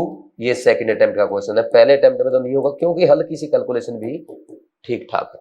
ठीक, क्वेश्चन नंबर 39 हो गया। Next is question number 40, of the following 0.1 molal aqueous solution which one exhibit the largest freezing depression, सबसे ज्यादा लार्जेस्ट फ्रीजिंग डिप्रेशन किसमें आएगा, यानी डेल्टा एफ मैक्सिमम पूछ रखा है, तो delta F directly proportional to i होगा, तो आई किसका ज्यादा है, आई इक्वल टू इसका 2, इसका आई इक्वल टू 1, इसका आई इक्वल टू 3, इसका आई इक्वल टू 5, तो डेल्टा टी एफ सबसे ज्यादा किसका होगा, थर्ड का, उससे कम फोर्थ का, उससे कम सेकंड का, उससे कम फर्स्ट का, और सबसे कम सेकंड का, तो answer is third, answer third, ये भी हमारा फर्स्ट अटेम्प्ट का ही क्वेश्चन है, कर सकते हैं।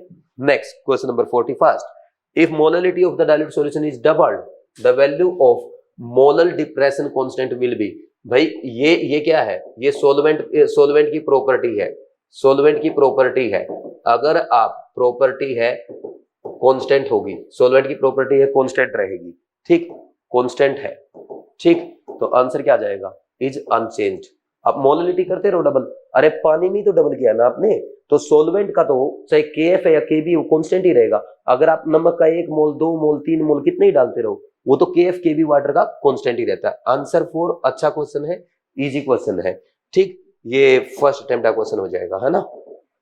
नेक्स्ट इसके बाद आपका आएगा question number 42, which one of the following statement regarding Henry law is not correct, different gases have different KH values at same temperature, बिल्कुल सही बात है, different gases का भाई KH is depend upon nature of gas, तो different gas के लिए different आएगा, higher the value of KH at a given pressure higher is the solubility of the gas in liquid, wrong हो गया, देखो P is equal to क्या होता है KH into X, अगर P constant है तो KH inversely proportional to X, यानी as KH increase X decrease that is solubility of gas decrease, तो ये क्या हो गया, गलत हो गया ना। Next value of KH increase with increase of temperature, देखो KH इंक्रीज होगा तो मोल फ्रैक्शन डिक्रीज होगा, सोल्युबिलिटी डिक्रीज होगी, और ऐसा कब होता है, जब टेम्परेचर इंक्रीज होता है, तो टेम्परेचर के साथ KH भी बढ़ता है, the value of KH increase with increase of temperature and KH is function of nature of gas, बिल्कुल सही है। Partial pressure of the gas in vapour phase is proportional to the mole fraction of the gas in the solution, वो बोल रहा है कि यहाँ पे ये जो गैस है, ये गैस है, इसमें गैस का सॉल्यूशन में कितना the partial pressure of the gas in vapour phase, यहाँ पे गैस का वेपर प्रेशर कितना है, that will be directly proportional to mole fraction of the gas in solution, बिल्कुल सही है, this pressure will be directly proportional to mole fraction of gas in solution, बिल्कुल सही स्टेटमेंट है, यही तो हेनरी लॉ है, तो रॉन्ग कौन सी थी, सेकंड थी, रॉन्ग कौन सी थी, सेकंड थी, आंसर आ गया 2, ये हमारा फर्स्ट अटेम्प्ट का क्वेश्चन है, और मुझे उम्मीद है इस पैटर्न का क्वेश्चन नीट 2025 में आ सकता है, लिख लो नीट 2025 के लिए डॉक्टर और अपना नेम लिख लो, इस क्वेश्चन पे आ सकता है क्वेश्चन एज इट इज, ठीक। Next question number 43rd 0.1 molar NaCl and 0.005 molar BaCl2 solution are separated by semi-permeable membrane in a container. For the system, choose the correct statement. 0.1 molar NaCl, 0.005 molar BaCl2 solution separate किए गए semi permeable membrane के द्वारा। अच्छा ये बताना क्या होगा, देखो आप एक काम करो, यहां पे ये लेके आओ सेमी परमेबल मेम्ब्रेन, इधर NaCl की कंसंट्रेशन कैलकुलेट करो, कितना आएगा IC कैलकुलेट करो, 2 इंटू 0.1 यानी 0.2 आ गया, और इसका BaCl2 का कैलकुलेट करो, BaCl2 का IC कितना आएगा 3 इंटू 0.005, इसका आ गया 0.015। तो अब जो लिक्विड है वो लो कंसंट्रेशन से हाई कंसंट्रेशन की तरफ जाएगा, यानी BaCl2 से NaCl की तरफ जाएगा। देयर इज नो मूवमेंट, ये रॉन्ग स्टेटमेंट है। Water flow from BaCl2 solution to NaCl सही है ना। Water flow from NaCl solution to BaCl2 ये गलत है।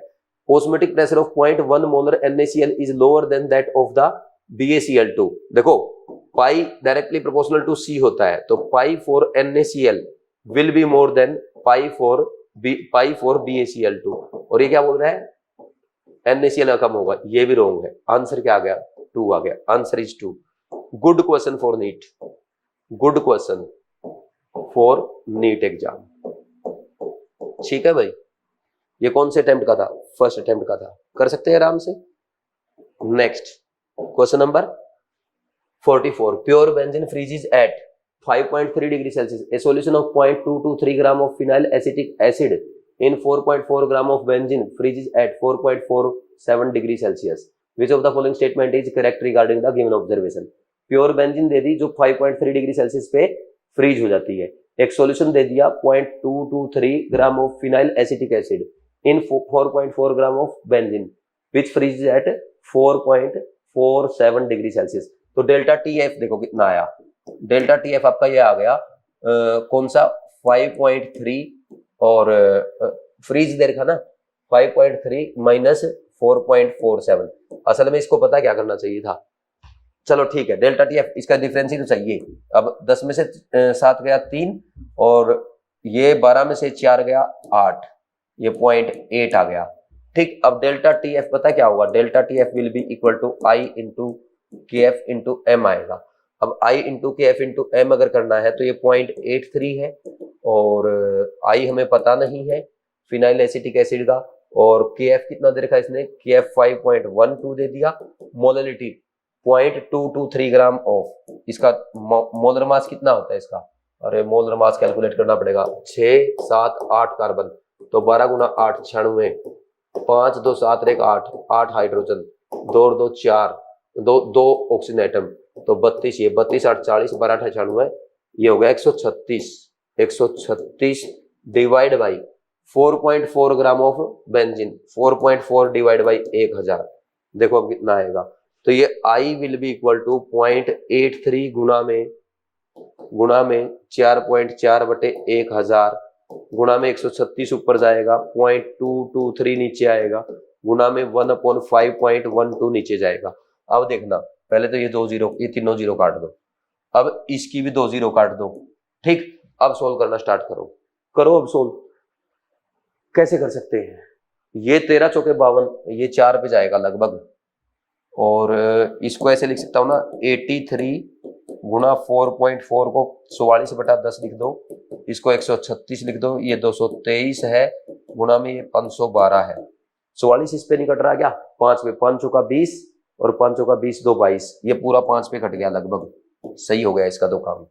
अब ये 83 जो है 8 6 पे जा रहा, 6 3 18 6 48 49, थोड़ा सा 6 से ज्यादा जाना चाहिए, काट देते हैं, देखी जाएगी क्या होगा। इसको लगभग 6 पे काट दो, और 6 को इस पे काट दो, 6 दूनी 12 और 6 3 18, काट दो देखी जाएगी। तो I कितना आया, लगभग 23 बटे 50, 25 बटे 50 मान लो, थोड़ा ज्यादा आ रहा होगा तो 25 बटे 50 मान लो, ये 23 बटे 50 भी अगर आप लिख दोगे इसको, तो ये आ गया near about 0.5, near about 0.5। I कम आया है, इसका मतलब एसोसिएट हुआ है, डाइमराइज हुआ है, और वैसे भी फिनाइल एसिटिक एसिड क्या होगा, डाइमराइज। ठीक, I कम कब आता है, I कम आता है जब एसोसिएट होगा, एसोसिएशन की वजह से। ठीक, अब बताओ क्या आया, phenyl acetic acid exist as such in benzene, ये तो रॉन्ग स्टेटमेंट है, नहीं तो I1 आता ना, phenyl acetic undergo partial ionization, ionization नहीं होगा, नहीं तो 1 से ज्यादा आता। Phenyl acetic acid undergoes complete ionization, wrong. Phenyl acetic acid dimerize in benzene, dimerize यानी देखो 0.5 के आसपास आया है, यानी 2 मॉलिक्यूल मिलके कितना हो गया 1, तो होने चाहिए थे 2 मॉलिक्यूल और सॉल्यूशन में है 1, तो आधा हो गया, इसलिए I आपका 0.5 के आसपास आया है। तो ये अच्छा क्वेश्चन है, आंसर इसका 4 आ जाएगा, लेकिन ये सेकंड अटेम्प्ट में करना या थर्ड अटेम्प्ट में करना, क्योंकि कैलकुलेशन अच्छी है। वैसे तो आप तुक्के से भी कर सकते थे इसको, जिसको पता है कि कोई भी कार्बोक्सिलिक एसिड डाइमराइज करता है तो उसका क्वेश्चन तो ये सोल्व हो ही जाता, लेकिन फिर भी तुक्का नहीं मारना चाहिए। Next question number 45, consider the formation, breaking and strength of hydrogen bond, predict which of the following mixture will show a positive deviation. Positive deviation के लिए मिथाइल मिथेनॉल एंड एसीटोन, ये पॉजिटिव डेविएशन शो करते हैं भाई, no doubt.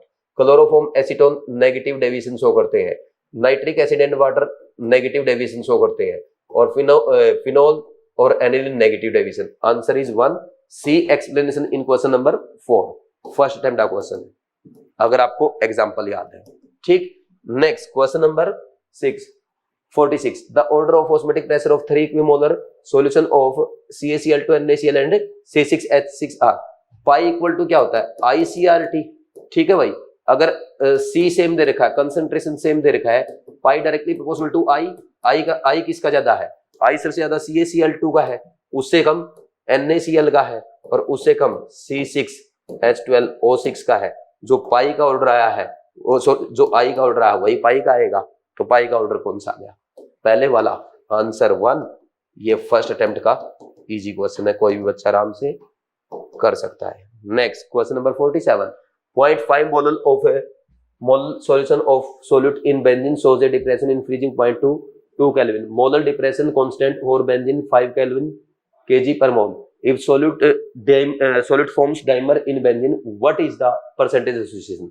यानी alpha निकालना इस bar association का, ठीक, और डाइमराइज भी दे दिया, 0.5 मोलर दे दिया, of A solute in benzene shows a depression in freezing point equal to delta TF कितना दे दिया 2 केल्विन दे दिया, ठीक, डिप्रेशन डेल्टा 2 और ये TF दे दिया, तो delta TF is equal to क्या होता है I into KF into M, ये 2 है, I कैलकुलेट करना है, KF कितना, KF आपका है 5 और ये है 0.5, तो I इज इक्वल टू कितना आ गया 2/2.5, ठीक, 2/2.5, और आपको पता है इसको कितना लिख सकता हूं, ये हो सकता है 20/25 यानी 0.8 आ गया आपका, क्योंकि 4/5 आएगा ना ये, ठीक। अब अल्फा इज इक्वल टू होता है 1 minus I 1 minus 1/n, dimerise किया है और डाइमराइज किया है तो n इक्वल टू 2 लिखते हैं, तो alpha equal to 1 minus 0.8 divide by 1 minus 1/2, तो 0.2 डिवाइड बाई 0.5 0.4 आ जाएगा, अल्फा इक्वल टू 40% आ जाएगा, कितना आ गया 1 आ जाएगा, आंसर इज 1। ये फर्स्ट या सेकंड अटेम्प्ट का क्वेश्चन है, ठीक। Next question number 48, 1 gram of a non volatile non electrolyte solute, non electrolyte हो गया यानी I equal to 1, of mass 250 gram per mole was dissolved in 51.2 gram of benzene, if the freezing point depression constant of KF of benzene is 5.12, the freezing point of the benzene is lowered by, तो delta TF is equal to लिख दो I into KF into M, delta TF कितना है, वो बोल रहा है was dissolved in, मास दे रखा है, डेल्टा TF मुझे नहीं पता, I 1 है, KF कितना है 5.12, और कितना डिजोल्व किया was dissolved in 51.2 gram of benzene, और कितना इसका वेट है 1 ग्राम, 1/250 डिवाइड बाई 51.2 डिवाइड बाई 1000, तो इसको लिख सकते हो 5.12 गुणा में 1/51.2 गुणा 1000/250, ऐसे लिखो, ये 4 पे कट गया और ये कटेगा कितने पे 10 पे, और ये आ जाएगा डेल्टा TF इक्वल टू 0.4, तो क्या पूछा उसने, the freezing point of benzene is lowered by, यानी डेल्टा TF पूछा, तो डेल्टा TF 0.4 केल्विन आ गया, आंसर इज 4। ये भी हमारा फर्स्ट अटेम्प्ट का क्वेश्चन है, ठीक, इजी कैलकुलेशन है ना, इसलिए फर्स्ट अटेम्प्ट में लिख दिया। Next question number 49, acetone and aniline shows negative deviation, ये हमने देखा है। Hydrogen bonding between acetone and aniline is stronger than between acetone and aniline interaction, बिल्कुल सही है भाई। जो आपका एसीटोन हाइड्रोजन बॉन्डिंग करेगा यहाँ पे, ये जो एसीटोन हाइड्रोजन बॉन्डिंग करने वाला है, इस पे डेल प्लस है, ये डेल माइनस है, ये हमारा एनिलीन है। एनिलीन के में जो ये हाइड्रोजन है, ये जो हाइड्रोजन है, ये हाइड्रोजन बॉन्डिंग करेगा, ये अच्छी होगी। तो असर्शन सही है, रीजन सही है, और रीजन एक्सप्लेन्स असर्शन, इसीलिए ये क्या कर रहा है, नेगेटिव डेविएशन शो कर रहा है। ठीक, answer is 1। Question number first में सब, क्वेश्चन नंबर 4 में सब एक्सप्लेन किया था, फर्स्ट अटेम्प्ट का क्वेश्चन है। ठीक, आज का last question, the vapour pressure of two liquid A and B in their pure state are in the ratio 1:2। भाई P A nought and P B nought दे दिया उसने, 1:2 है। 1:2, एक का 1 मान लो, दूसरे का 2 मान लो। A binary solution of A and B contains A and B in the mole proportion of 1:2. Na और Nb का मोल रेशियो कितना है, 1/2 है। The mole fraction of A in vapor phase of the solution will be, भाई आप यहां से, अब आप अगर आपसे XA अपॉन XB पूछा जाए, क्योंकि ये देखो Na/Nt कर देना, ये भी Nt कर देना, तो ये भी तो 1/2 आएगा। तो XA को 1 मान लो, XA/XB को, XA/XB कितना हो जाए, एक काम करते हैं यहां से कुछ नहीं लिखते हैं। ठीक, हम एक काम करेंगे, इसको ऐसा लिखते हैं, पी ए नोट को let P A naught 1, P B naught 2, ठीक, और एन ए 1, एन बी 2। तो पीटी कितना आएगा, PT equal to P A note X A plus P B note X B आ जाएगा। तो ये कितना आएगा, 1 × 1/3 प्लस 2 × 2/3, ये आ जाएगा आपका 4/3, 1/3, 5/3। तो P A note X A will be equal to Y A into P T. तो पी ए नोट कितना है, पी ए नोट है 1, एक्स ए कितना है 1/3, वाई ए बताना है, और पी टी कितना है 5/3, cancel, Y A is equal to 1/5, that is equal to 0.2। Answer is 2 आ जाएगा। ठीक, कर लेंगे भाई ऐसे, आंसर इज 2। ये आपका फर्स्ट या सेकंड अटेम्प्ट का क्वेश्चन है। ठीक, ये थे भाई आपके सॉल्यूशन चैप्टर के क्वेश्चन के सॉल्यूशन। एक एक क्वेश्चन को मैंने अच्छे से एक्सप्लेन किया है और अच्छे से आपको बताया क्या मिस्टेक आप कर सकते हो। पेपर अच्छा था, लेंथी था, मुझे भी बहुत ज्यादा टाइम लग गया, हालांकि मैंने स्पीड भी बहुत रखी, फिर भी मुझे टाइम लगा, इसका मतलब पेपर कहीं ना कहीं लेंथी था। अगर आपके नंबर कम आए घबराना मत, क्योंकि मैं तुम्हारी तैयारी ऐसी करा रहा हूँ, चाहे कितना ही टफ पेपर एग्जामिनर बना ले, आपके नंबर कम नहीं आएंगे। क्योंकि केयर में मैं थोड़े से टफ टेस्ट रखता हूँ, क्योंकि एक चैप्टर का टेस्ट होता है, उसमें सब कुछ आपको सिखाना है, सब कुछ आपका चेक करना है, स्पीड बढ़ानी है, आपसे मिस्टेक करानी है, एनसीईआरटी आपको रिवाइज करानी है, सब कराना होता है। तो थोड़े से नंबर अगर कम आए आपके इन टेस्ट में, घबराना मत, मेजर टेस्ट में मैं आपका सब कुछ अच्छे से करा दूंगा, टेंशन मत लेना। बस मिस्टेक लिखते चलना, इंपॉर्टेंट पॉइंट्स को नोट करके रिवाइज करते चलना। ठीक है भाई, thank you very much, all the best.